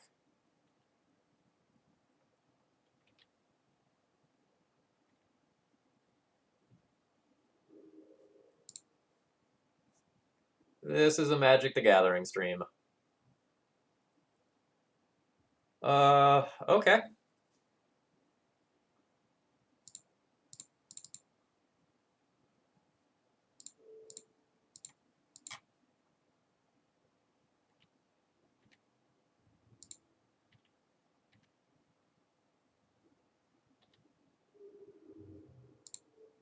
We will whittle down the number of bodies that my opponent has here.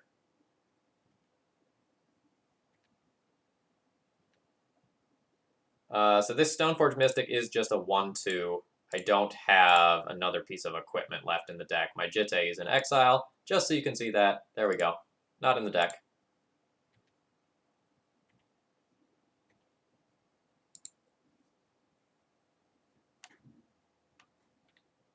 Let the record show, the only reason this game was so close is because I effed up and didn't get that germ token out of the way like 77 turns ago.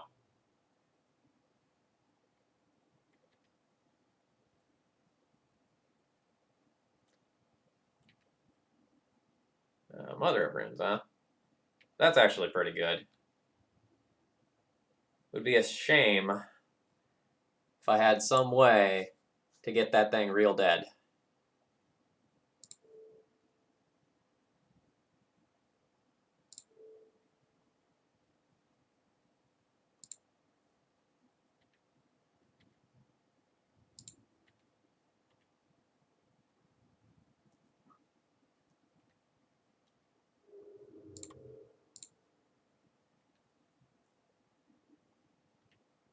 Okay, now we have all the toys available.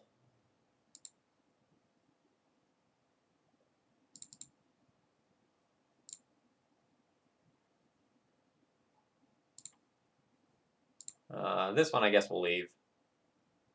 Playing slightly suboptimally right now, in that I'm trying to make sure that I don't just like time out here.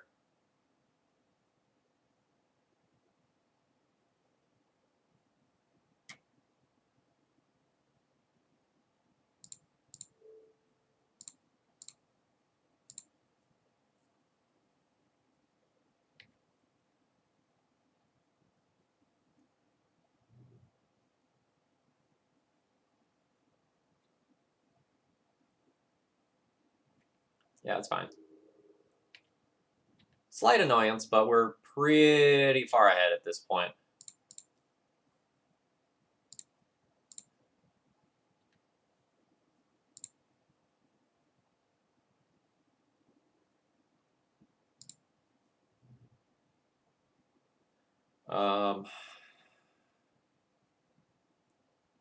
Kind of want to produce multiple bodies that my opponent just has to block, and I kind of want to have multiple vigilant things.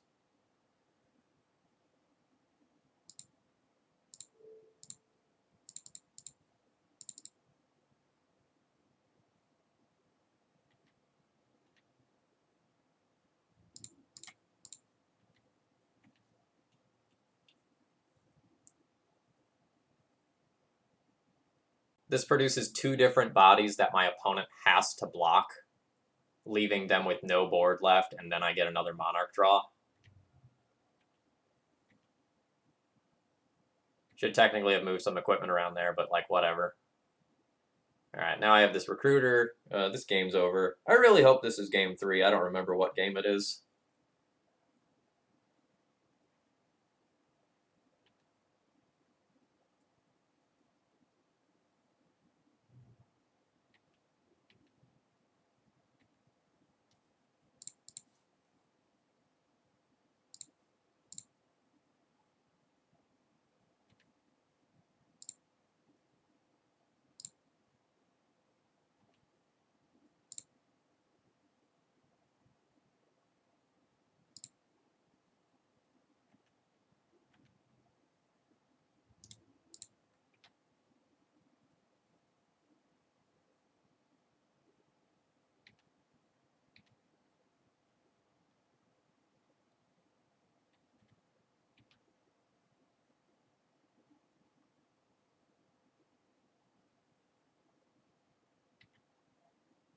3, 4, 5, 6.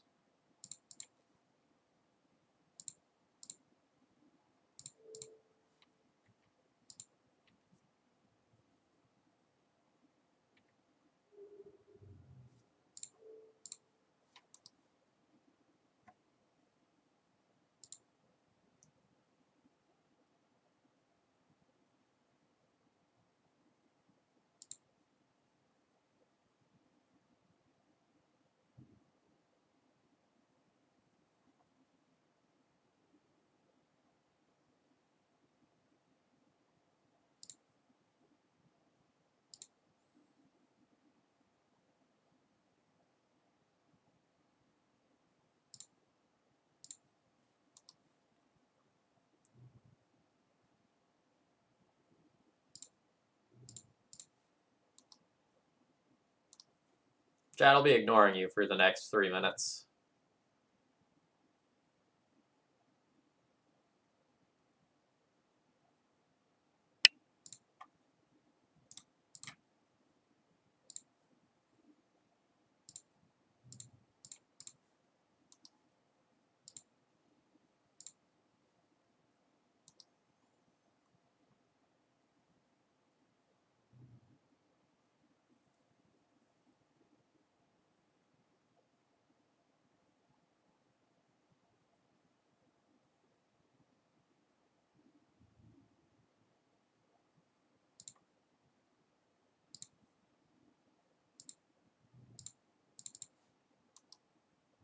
No, I'm making that play there to just f6 as to like not run down my clock, not because I think it is the correct play.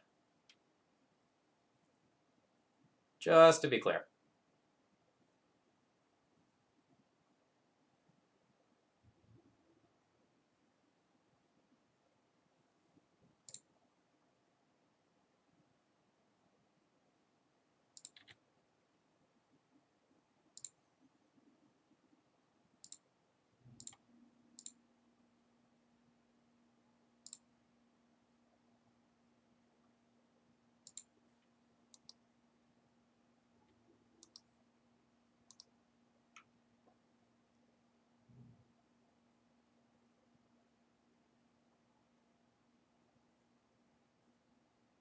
That's something I was hoping not to happen.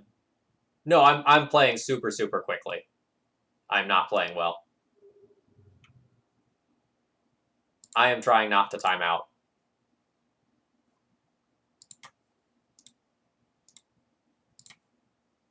So I'm not thinking about my decisions at all here.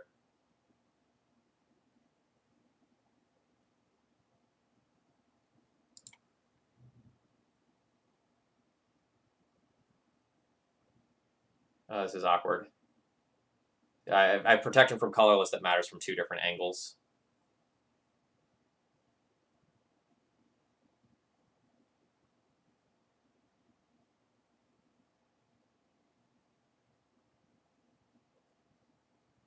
So if I equip here and then I go protection, it makes my jitte not work. Shoot, shoot, shoot, shoot, shoot. I can't spend that long thinking.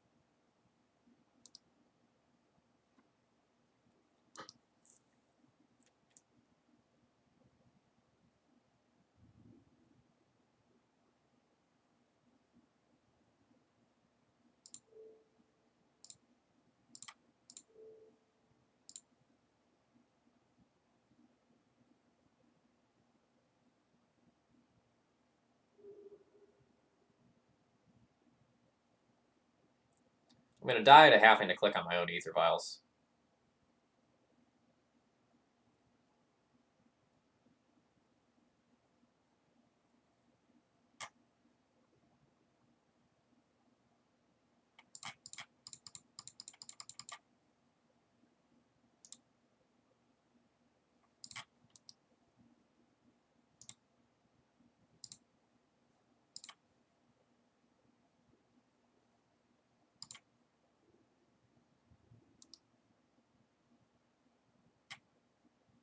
I'm just going to concede this one rather than try to time my opponent out with me only having 10 seconds left. So if I was definitely in an advantage position there if I was playing more tightly.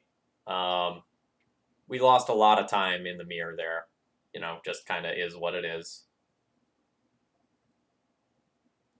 Note that unless I'm streaming, I will basically never actually time out on Moto. But when I take the time to go and like interact with chat and talk through lines, I move much more slowly.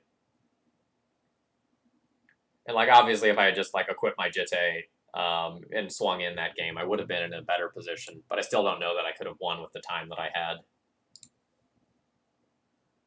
Keep. My opponent goes Plains Vile. I'm just conceding the match. I'm not playing a third mirror in a row. Oh, thank you very much for gifting a sub around. Thank you very much for that. I really do appreciate it. The support means a lot for this channel. And really for any channel, period.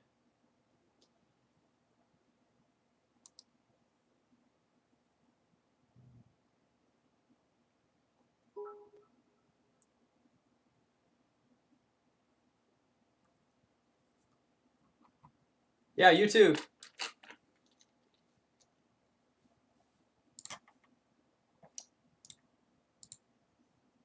Enjoy your emote. So this is one of those turns where I have to decide what I want to do with my life. I don't really just want to jam my Thalia into a daze, but if I don't jam Thalia, then my opponent could just like Renin 6 in this next turn cycle. I'm just going to play out the other Ether Vial in hopes of playing out all the rest of my stuff uncounterably for the rest of the game. But it just really sucks if my opponent goes fetch Renin 6.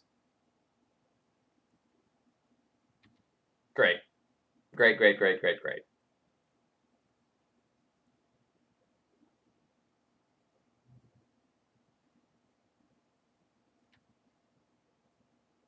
So we might actually be playing against Ant, in which case we have won the game by having Thalia in our hand. Unless my opponent goes off right here off of Lotus Petal. This could also just be some bug pile. Those are becoming more popular.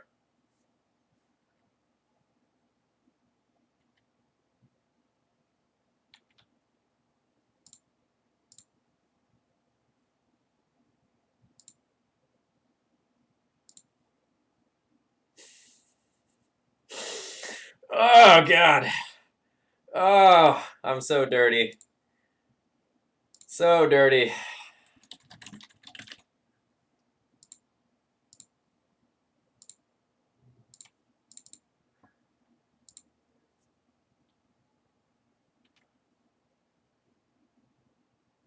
That was a pretty okay turn cycle. I'm okay with that.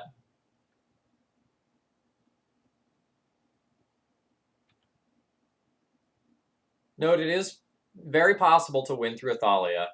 It usually involves some combination of Lion's Eye Diamond as well as multiple Cabal rituals. But we just hit real hard in a single turn. Alright, Surgical in, Chalice in, Pithing Needle on a fetch land, maybe. Rest in Peace in, Recruiter in. So this is the stuff that we're going to want.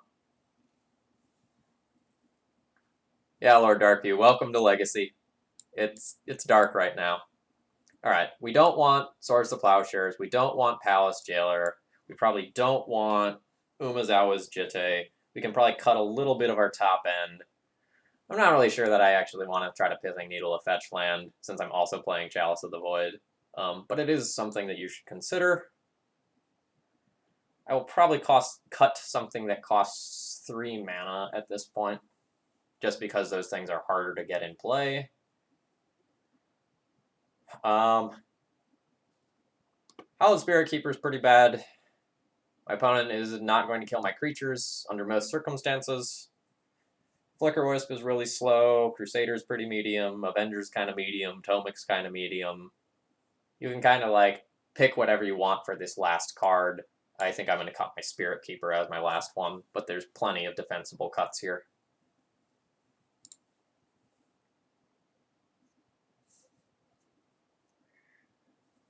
No, I never board Cataclysm in this sort of matchup. Okay, so when you're on the draw against Storm, you really want to have two pieces of hate in your opening hand because you should expect the first one to get Thought Seized.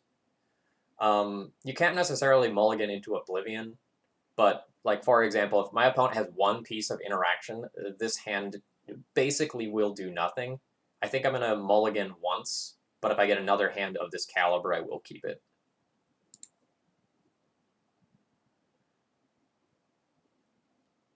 This hand does nothing. This is... chef's kiss, this one. Keep. We'll send back Sarah Avenger, and actually we can send back Plains to play around Massacre. Mm. Mm.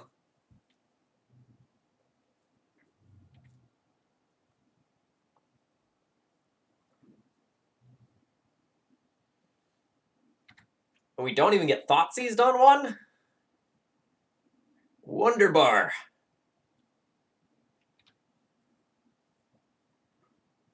Okay. That other Caracas... I don't know the opposite of Wunderbar in German. My German is basically non-existent.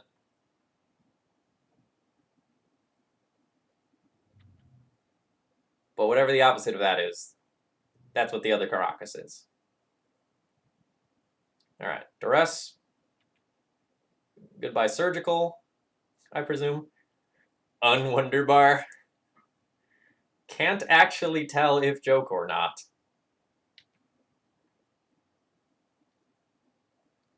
So they take the Surgical if they can go off in this turn cycle. Otherwise, Rip is better than Surgical.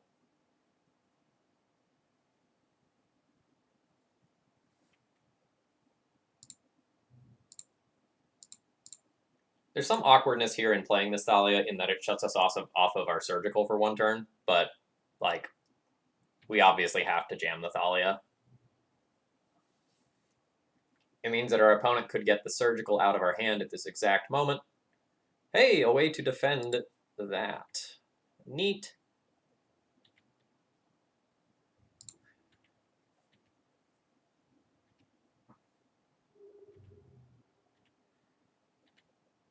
Note I really don't want to play out my snow-covered plains. I mean, Massacre is probably a one-of. But if my opponent has to hardcast that, that's so much better for me because it means I'm just not immediately dead. So I'm going to do something that looks a little funny. I'm going to go white, legend rule this, keep this one. We're just going to keep this Thalia nice and protected.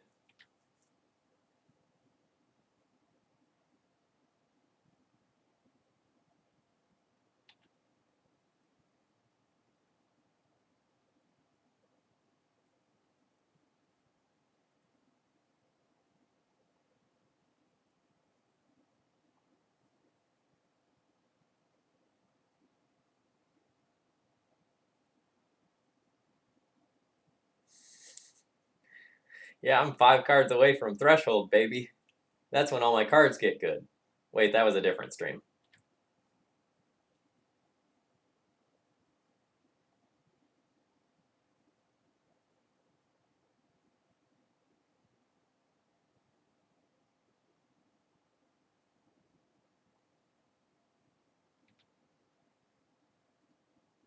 I'm so surprised that we're doing this well.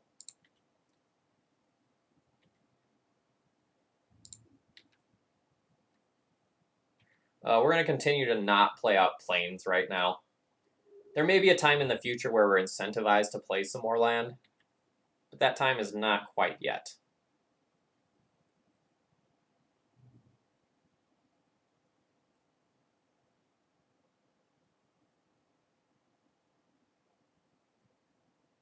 I mean, like, I accept this, obviously.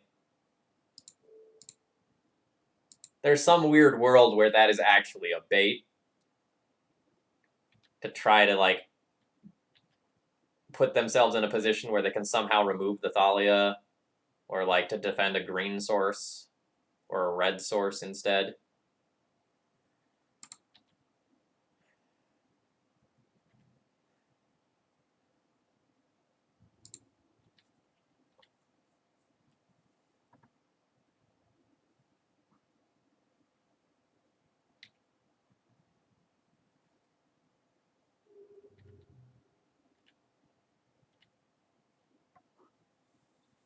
Alright, now I need to think.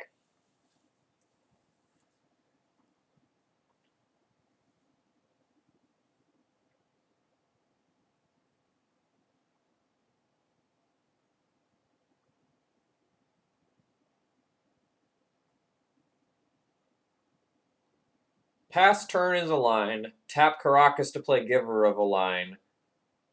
Play Plains and play Giver is a line as well.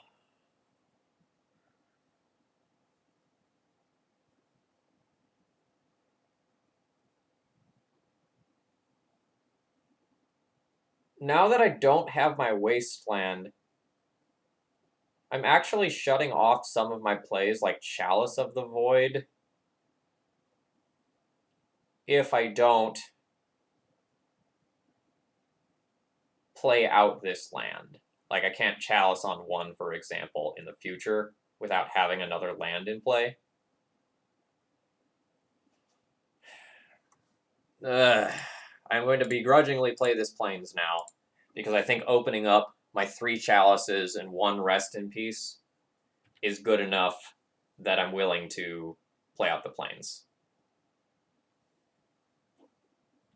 Motherfucker. Ah!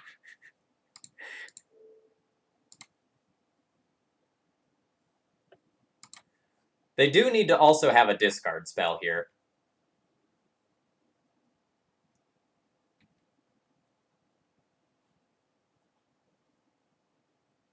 No, you use Surgical as a hate card. You use it to stop them from comboing off. You don't use it to just arbitrarily pull cantrips out of the graveyard. I've talked to Cyrus a lot about that sort of thing, and I think like people blowing their surgicals too early is a huge reason why they lose against Ant.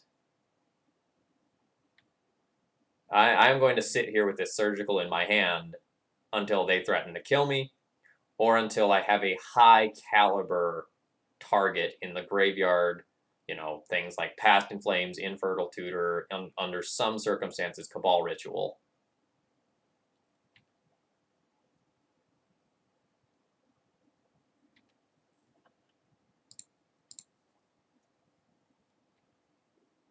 That's fine.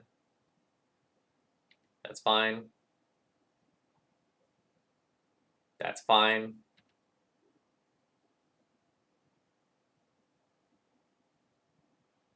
All right. So ad nauseum from 11.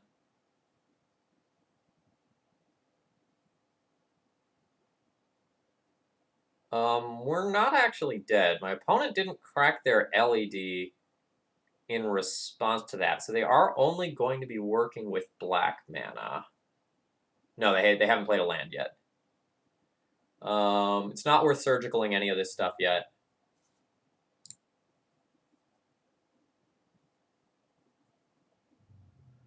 Ooh, that probably does it.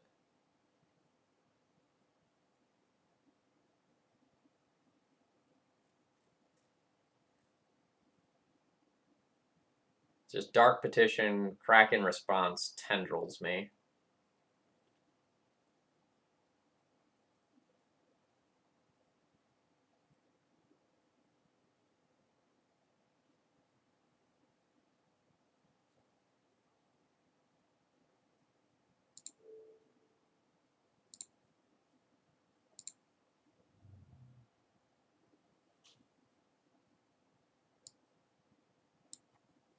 Okay, list is pretty stock.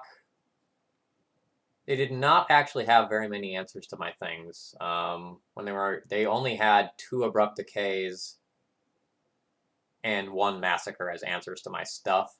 That seems like unusual boarding to me. I think they should be heavier on answers than that. They did board in and empty the Warrens, so that's good to know about.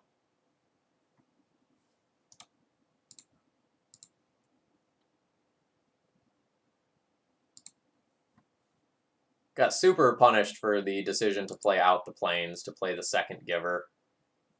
But like without a second mana source in play, I don't regret doing it. Just because it doesn't work doesn't necessarily mean that it's bad.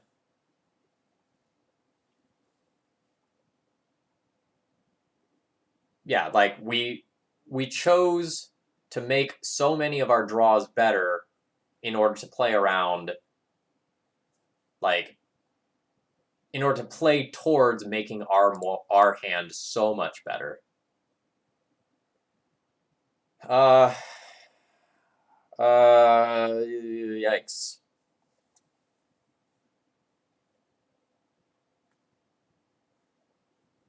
I mean, Chalice on 0 is pretty darn good. Drawing a white land means that I get to stick Rest in Peace as a follow-up. That would be a very hard to beat 1-2 punch, but the hand does nothing as is. Am I willing to keep this 6?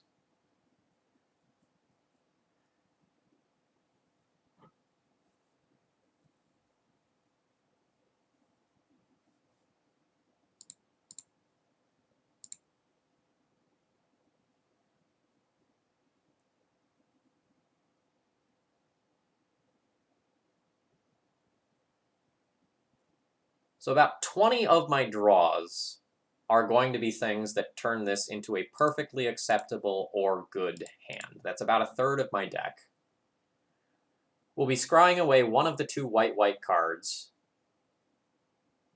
and that makes it so that we care less about there being 2 white-white cards in hand.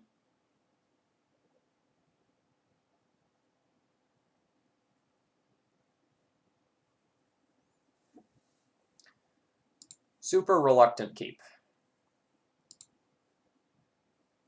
Obviously not thrilled about it. But my opponent has mulliganed already, and if I invalidate, say, 2 of the cards in their hand with this Chalice of the Void, that is absolutely fantastic. And as well, if they have just non-basic lands in hand that are not fetch lands, and they don't have the luxury of playing around my stuff, then this looks good as well.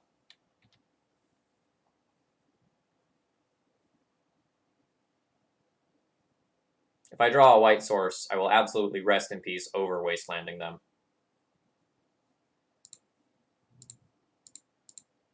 We'll wasteland later, but we want to get hate cards into play first.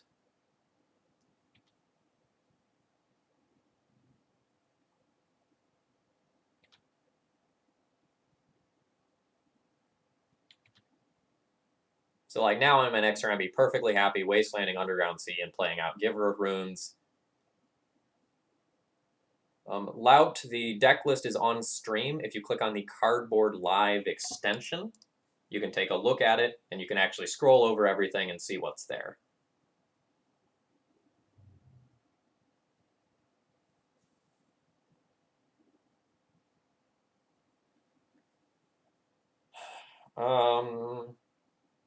So the question this turn is, do I just want to play Stoneforge Mystic? And I think the answer is no. I think I'd rather just like deny some mana.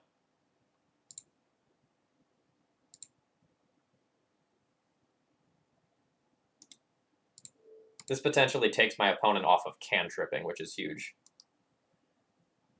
So why ship Tomic over Crusader on 1 land? Assuming that the game goes long, Crusader represents a harder clock, which is absolutely what I cared about at the time. Was how hard is this thing going to hit? Both Tomic and Crusader will require me to draw multiple lands, so I'd rather keep the one that reduces my opponent's life total to 0 faster.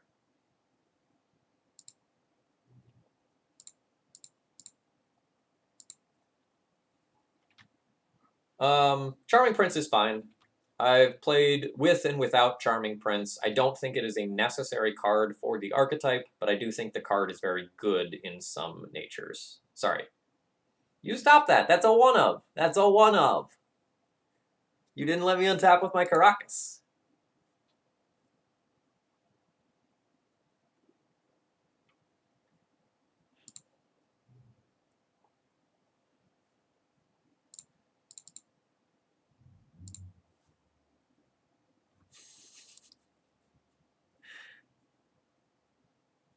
All right. So right now, I didn't play out the Stoneforge Mystic to just get Batterskull because we're looking to just end the game over the course of 3 turns. We're looking to draw a land, get a piece of equipment with Stoneforge Mystic, and then kill with Crusader.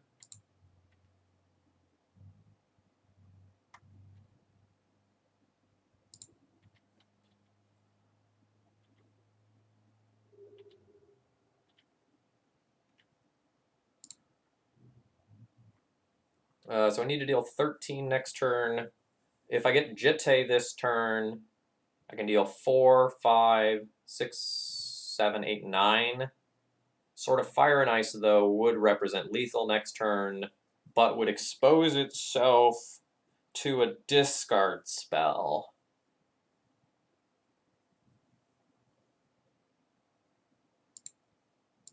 I'm going to go ahead and go for the lethal line for next turn, make them play a discard spell. I also think that since we're in a post-sideboard game, I did just side out my Jitte.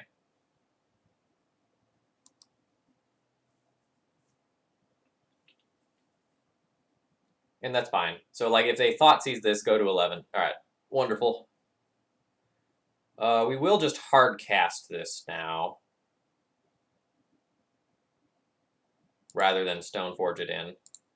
What's probably going to happen is that my opponent will, like, Echoing Truth this Mirror Crusader or something so that they don't die. We do want to put it on the Mirror Crusader. Now it's just a murder machine. They can Abrupt Decay the sword and stay alive, or, like, Echoing Truth the sword. Nope, we'll just get them. And that, ladies and gentlemen, is why you keep Chalice of the Void hands.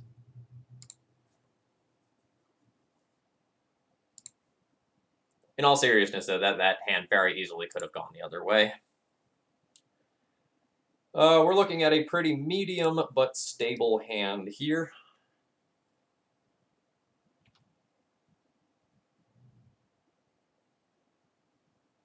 More Storm.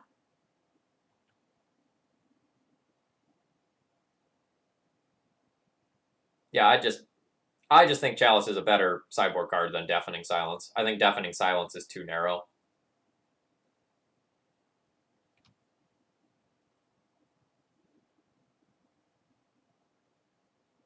That is a pretty solid swamp.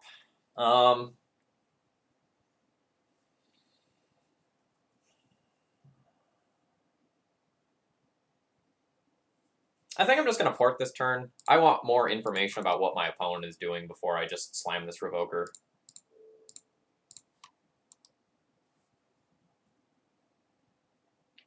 My opponent's probably on some, like, blue pile, but it could be something like Pox as well.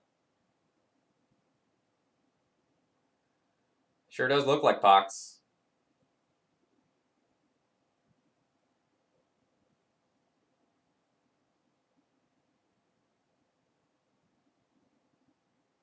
I really don't want to name wrong with this Revoker now.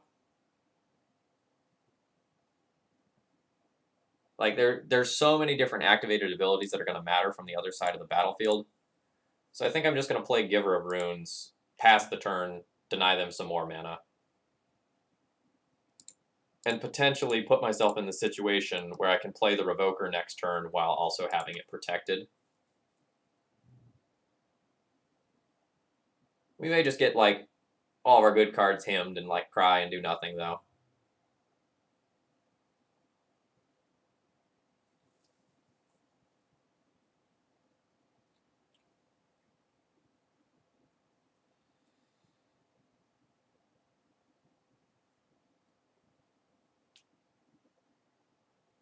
I think it's close between discarding Batterskull and Wasteland. I think I'm going to discard Batterskull.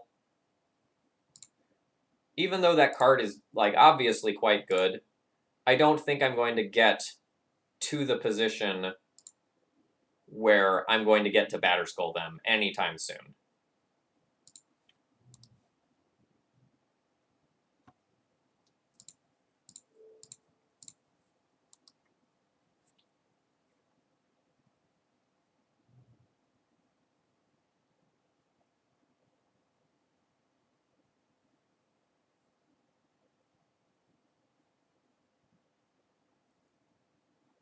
Long pause here. So my opponent has options about what they can do.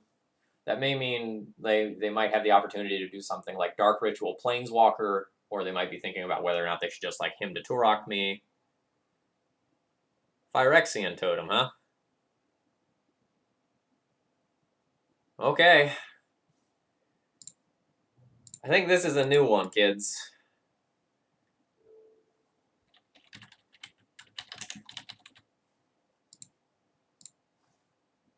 Don't think I've done that one before. And it was Dark Ritual into Phyrexian Totem, too.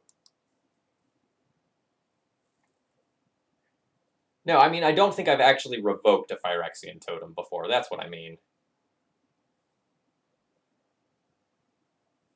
Boo. We're playing against Pox.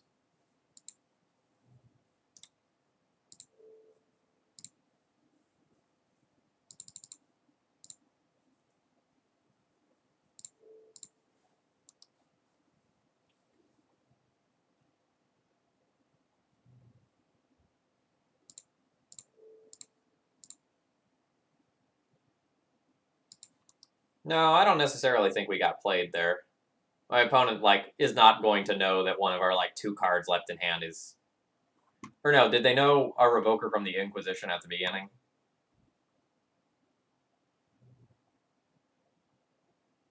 They could have known that. I don't remember.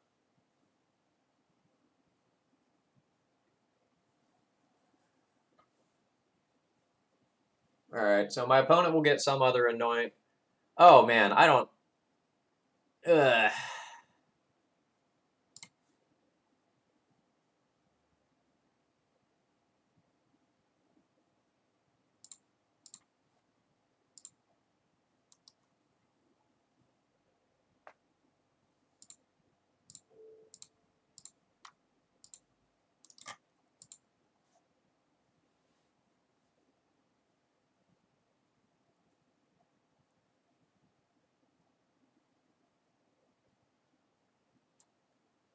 Yeah, I don't really like Beseech the Queen in that deck. Like, I get why they play it. Like, I totally get why they play it.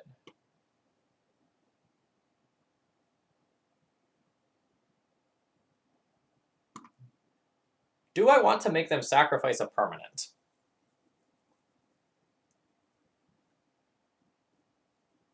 That's a kind of interesting question. I don't think their lands matter all that much. So I don't think I want to do that.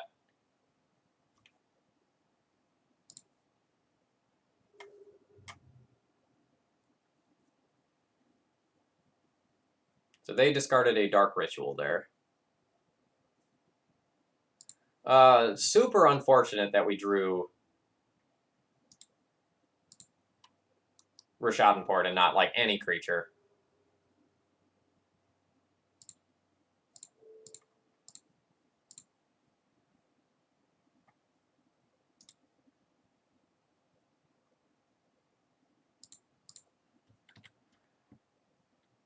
So we're going to force them to go to their draw step or use that mana to activate Phyrexian Totem now. Good Rishadenport plays, 100% matter.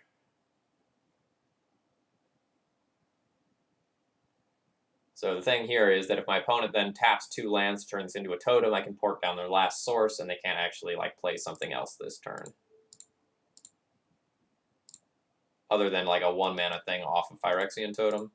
So we might end up getting some virtual value off of the Lily.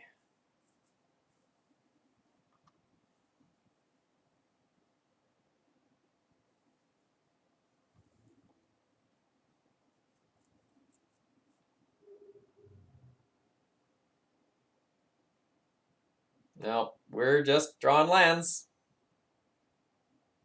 Isn't that great?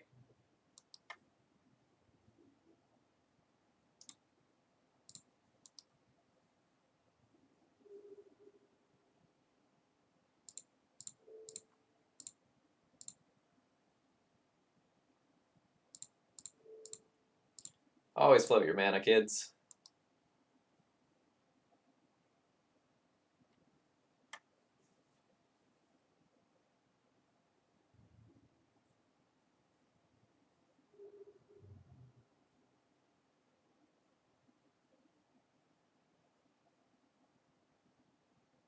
Okay, that's pretty good.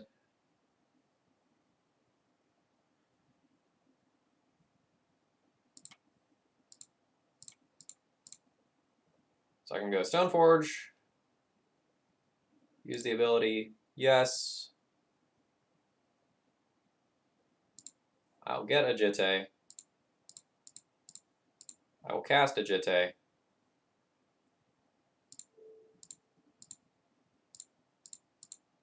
I will equip a Jitte. Go to combat. Attack the Lily. If you say punt, you gotta explain that.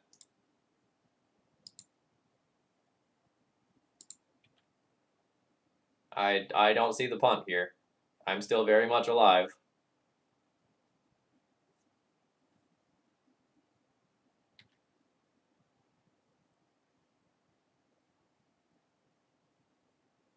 No, we just gained 2 life so we don't die.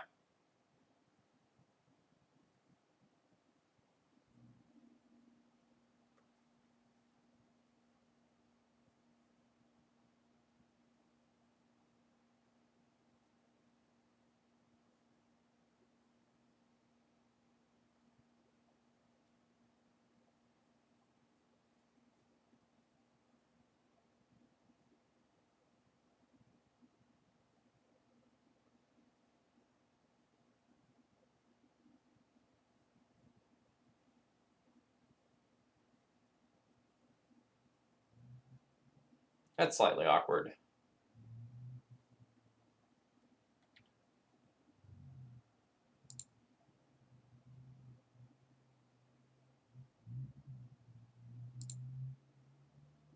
Yeah, we're not getting attacked this turn, but my opponent will just Lily minus and take my Giver of Runes off the table. So I need to top deck another creature here. That is, like, legitimately just as good as a creature. It's probably better than a creature.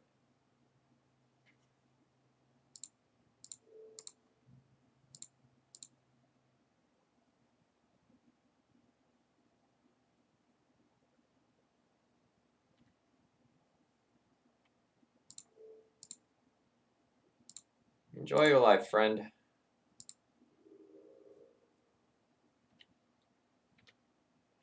So now we're at the point where I think my average top deck is going to be better than their average top deck. But, you know.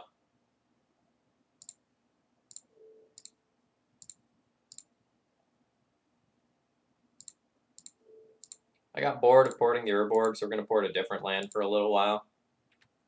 They'll do the same thing. My top deck's so strong.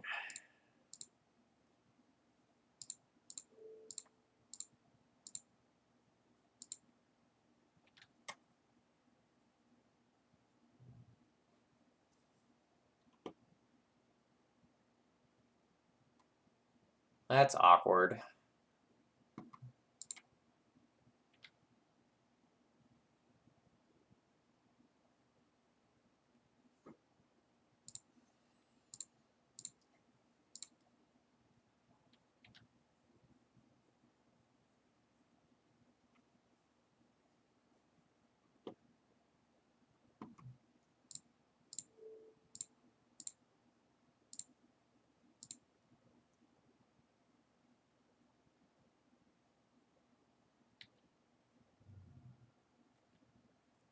So note, my opponent is probably going to take increasing amounts of damage off of that stuff, off of that land.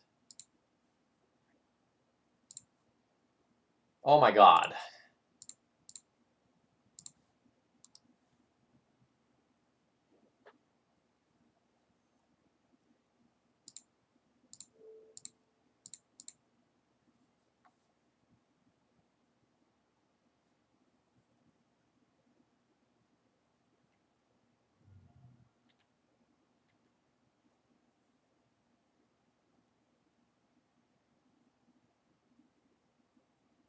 Are you ready to lose 6 life next turn? I'm ready for you to lose 6 life next turn.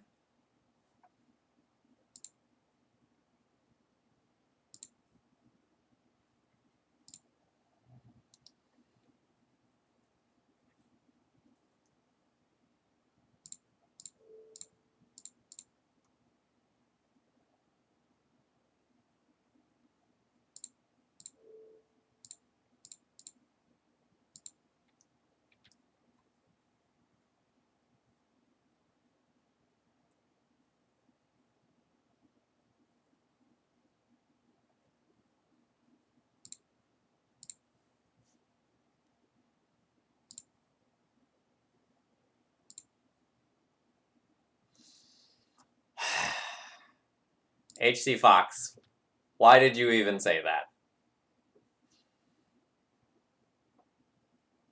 I blame you for this. This is all your fault.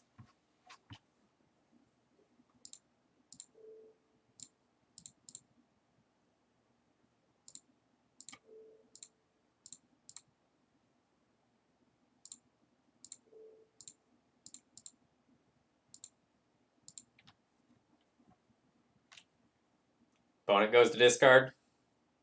Go to discard. At this point, port number 4 is just humorous.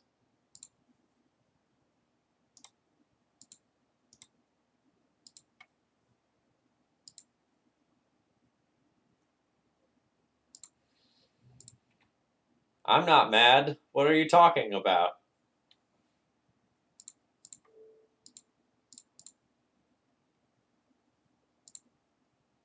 "102 people love watching me Rashad port swamps."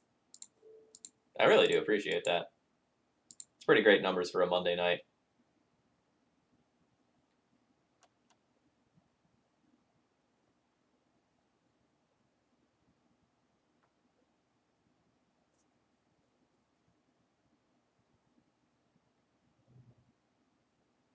You want to wasteland a port? You want to do it? Nope, you don't want to do it.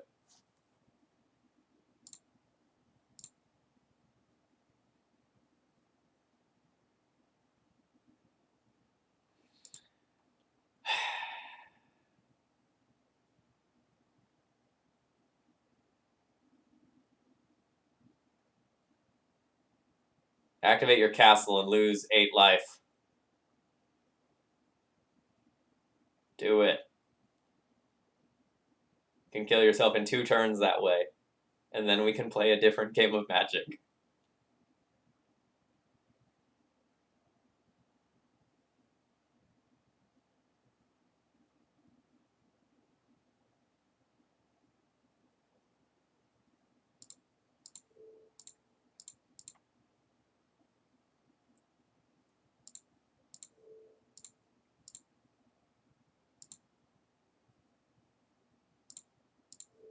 Then we're going to tap their swamp that also happens to be a wasteland.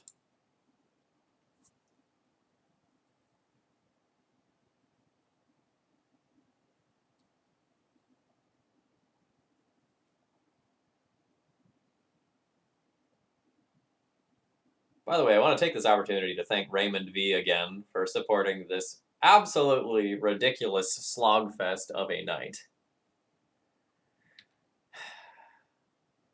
And casting that Inquisition is so bad in the face of the Aether Vials, but I have, like, legitimately nothing, so it doesn't matter.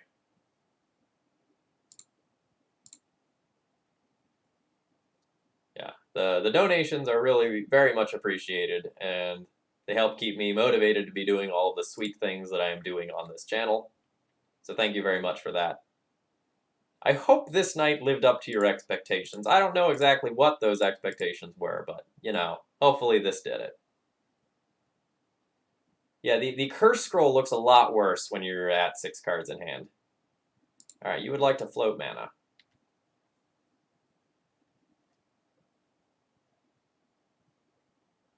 I think I'll let you go to your draw step. You're not going to have very many instants that I care about.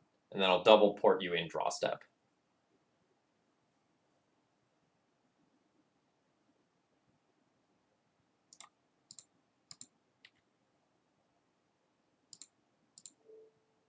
So the first one will go on a wasteland here.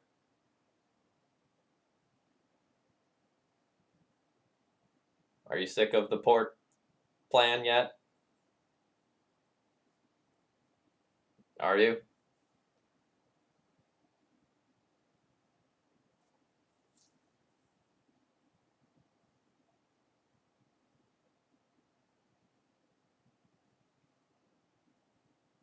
You have added a black. Go ahead and port that down. I mean, my opponent might be at the point where they are okay with taking a 1 in 7 shot. I don't know what their life is. But I don't know what else they're going to do with that black mana at instant speed. I can tell you that much.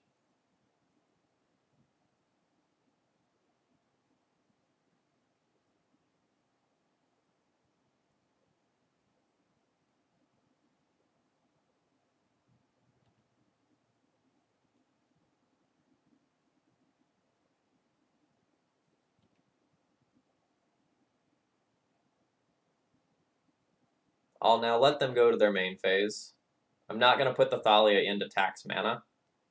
I would much rather have the opportunity to vial in the Thalia at the end of turn.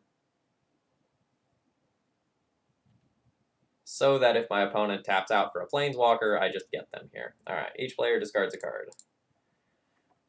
Surprise! It is me, your good friend Thalia.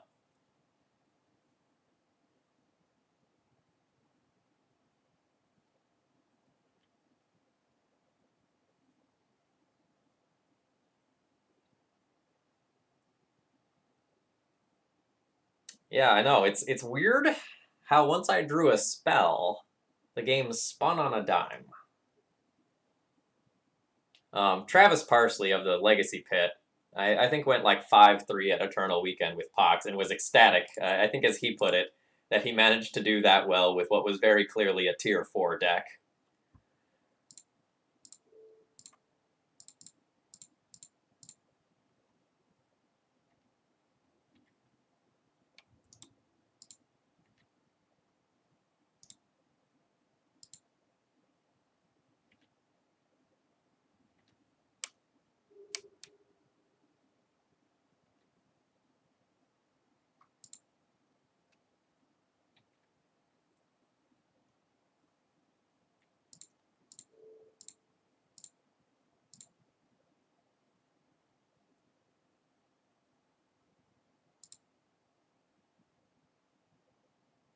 Sure.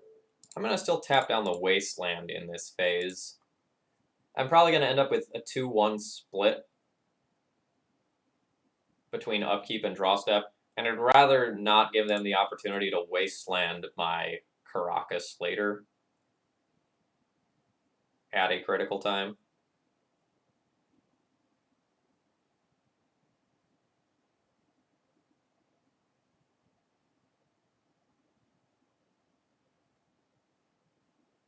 Each opponent sacrifices a creature. I'll tell you what, friend, here's what I'm going to do. I'm going to bounce my Thalia. I'm going to let your spell resolve. And then, still in this phase, go ahead and tap this down again. I'm going to say yes. I'm going to put my Thalia back in play. I'm going to port that down.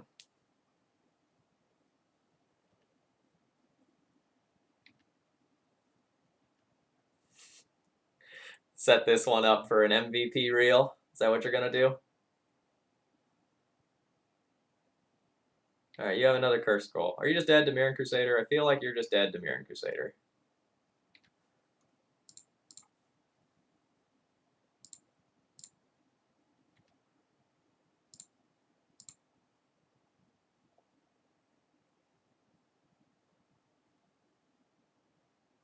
We're gonna hit hard.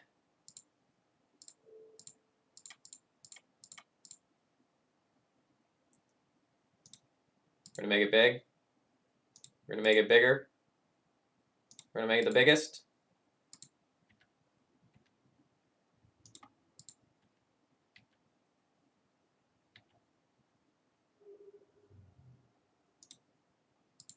We're gonna make it bigger, bigger, biggest, biggest, biggest, biggest.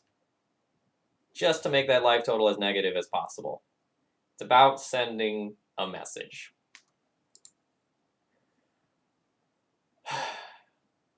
So that was game one. Council's Judgment, get in here. Recruiter, get in here.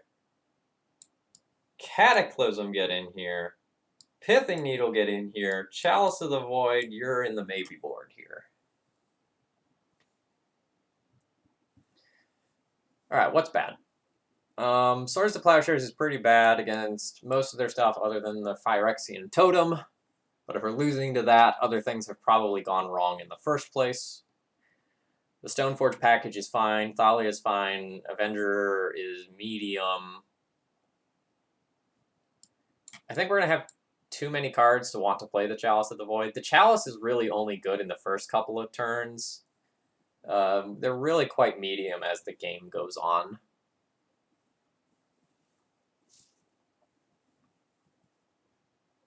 I don't think I'm going to have enough cards to cut where I actually want to like play Path to Exile to potentially ramp myself. I don't think we're going to be in that boat.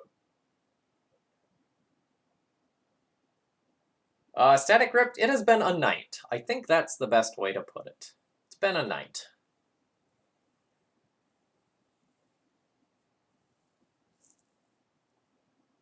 So I think I'll keep all my pieces of equipment in my Stoneforges. Like, I'm going to keep things that are card advantage. Card advantage very much matters. I feel like the protection from black isn't actually going to be super relevant in this set. Because, like, my opponent's going to be killing me a lot of times with Edict effects. The Givers are relevant versus Cursed Scroll, though. So I might be willing to junk this. I might be willing to just go down on some generic beaters and play something like this.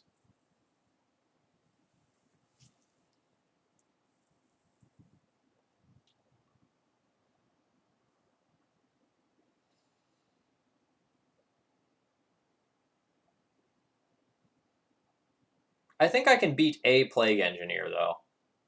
I think I really only am going to get super crippled by Plague Engineer if my opponent has multiple of them.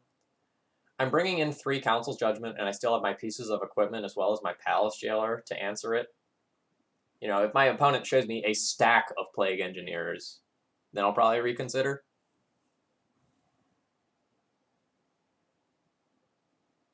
Oh, nice. Good stuff. Lewis is a player kind of like myself who has been playing D&T for years and years and years, so I'm not surprised to see him be successful.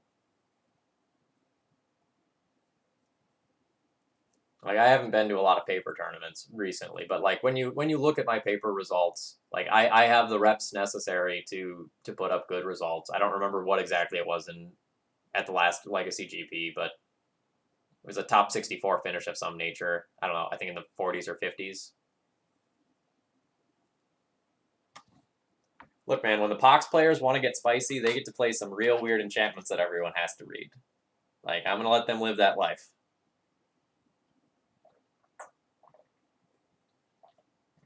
I'm also not, like, super going to think that they have Plague Engineer necessarily because it's so bad with the smallpox that they are already playing. Like, you don't necessarily want to be playing things that make you sacrifice your own creature. That's why you don't see a lot of Pox lists playing things like, say, Obliterator or Rotting Regisaur, and instead they're relying on weird things like Phyrexian Totem that can sit on the battlefield and dodge smallpox.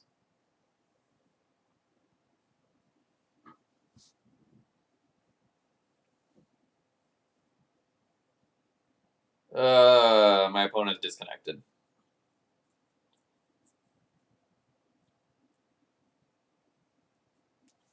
I'm going to assume that that's actually a real disconnect, though. Like, if they were just tilted after the previous game, they would have probably just went and, like, just scooped up the match there or disconnected there. But, Chad, if you have any questions about D&T or Legacy right now, throw them at me while we're waiting for my opponent to get back.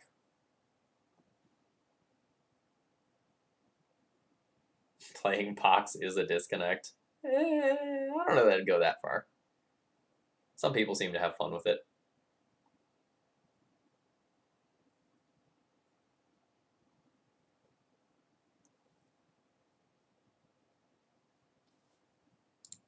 Let me advertise my daily D&T series of the week. So if you're not familiar with my content, I run the Thraben University website and YouTube channel, and every week we have daily D&T, where Monday through Friday at 10 a.m. Eastern Time I put out a new D&T video. And this week's video features a playset of Militia Bugler to see how we can do with drawing a whole bunch of cards. The games ended up being very, very interesting. I will say that. The deck list was a 5-0 by Nathan Lipetz. I don't know where the exact, not accent, emphasis goes on that name. And it was a lot of fun.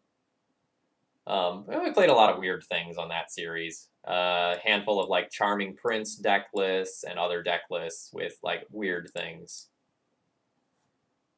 But maybe my opponent actually has just rage quit. All right, how bad is Oko against DNT? Oko is very, very good against DNT.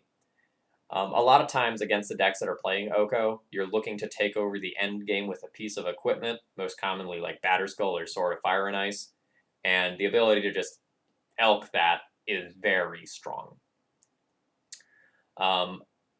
Planeswalkers as a whole are very, very good against Death and Taxes. Our creatures aren't that big, so if you have some ability to go and play like something like a Tarmogoyf that can hold down the board, and then go and like defend your Planeswalker against D&T, you can gain so much value out of it.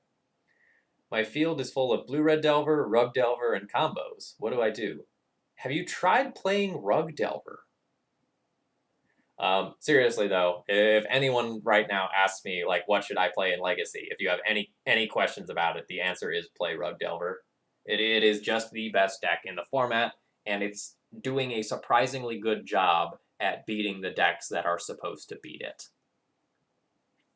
So like take something like Red Prison, for example, which is supposed to go and just absolutely dump on these greedy multicolored decks. Well, your Ensnaring Bridge plan is intending to work because Tarmogoyf beats you to death before you can stabilize. Ren and 6 accrues a bunch of cards. Oko turns your chalices into like not something that just ends the game on the spot, or they can just like play around it with alternative threats like Arcanist and Tarmogoyf. Like it's rough. Okay, so Loud, now knowing that you're going to stay on D&T, if your field is full of Blue-Red Delver, Rug Delver, and combo decks, what are you going to do? So as far as the combo decks, you need to address them very, very heavily in your sideboard. As far as the main deck goes, you can start playing some more fringe cards in the main deck if you know exactly what you are going to be expecting.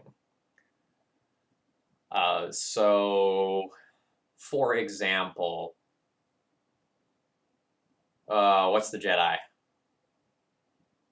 The pseudo Mirror Crusader thing that doesn't quite have protection from red. It's something Paladin. Not Fiendslayer Paladin.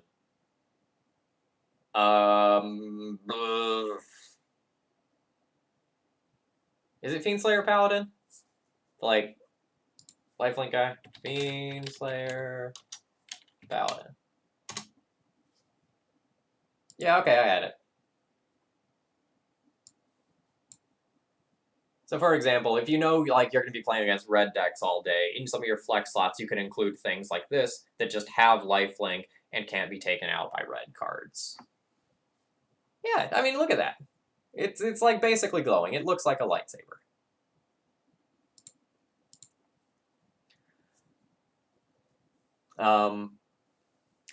The sort of awkward thing is that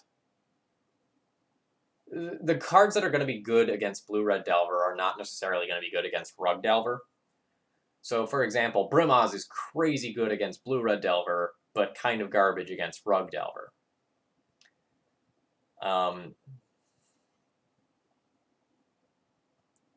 The creature suites are different enough where the flex creatures that you're playing for one aren't necessarily going to be good against the other.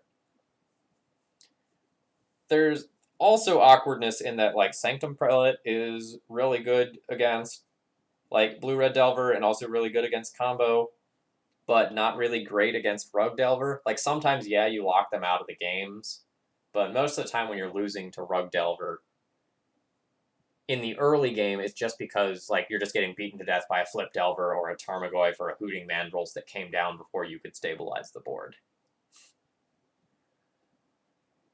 All right, folks. It looks like our opponent was real salty after losing that one and has chosen not to play Magic with us.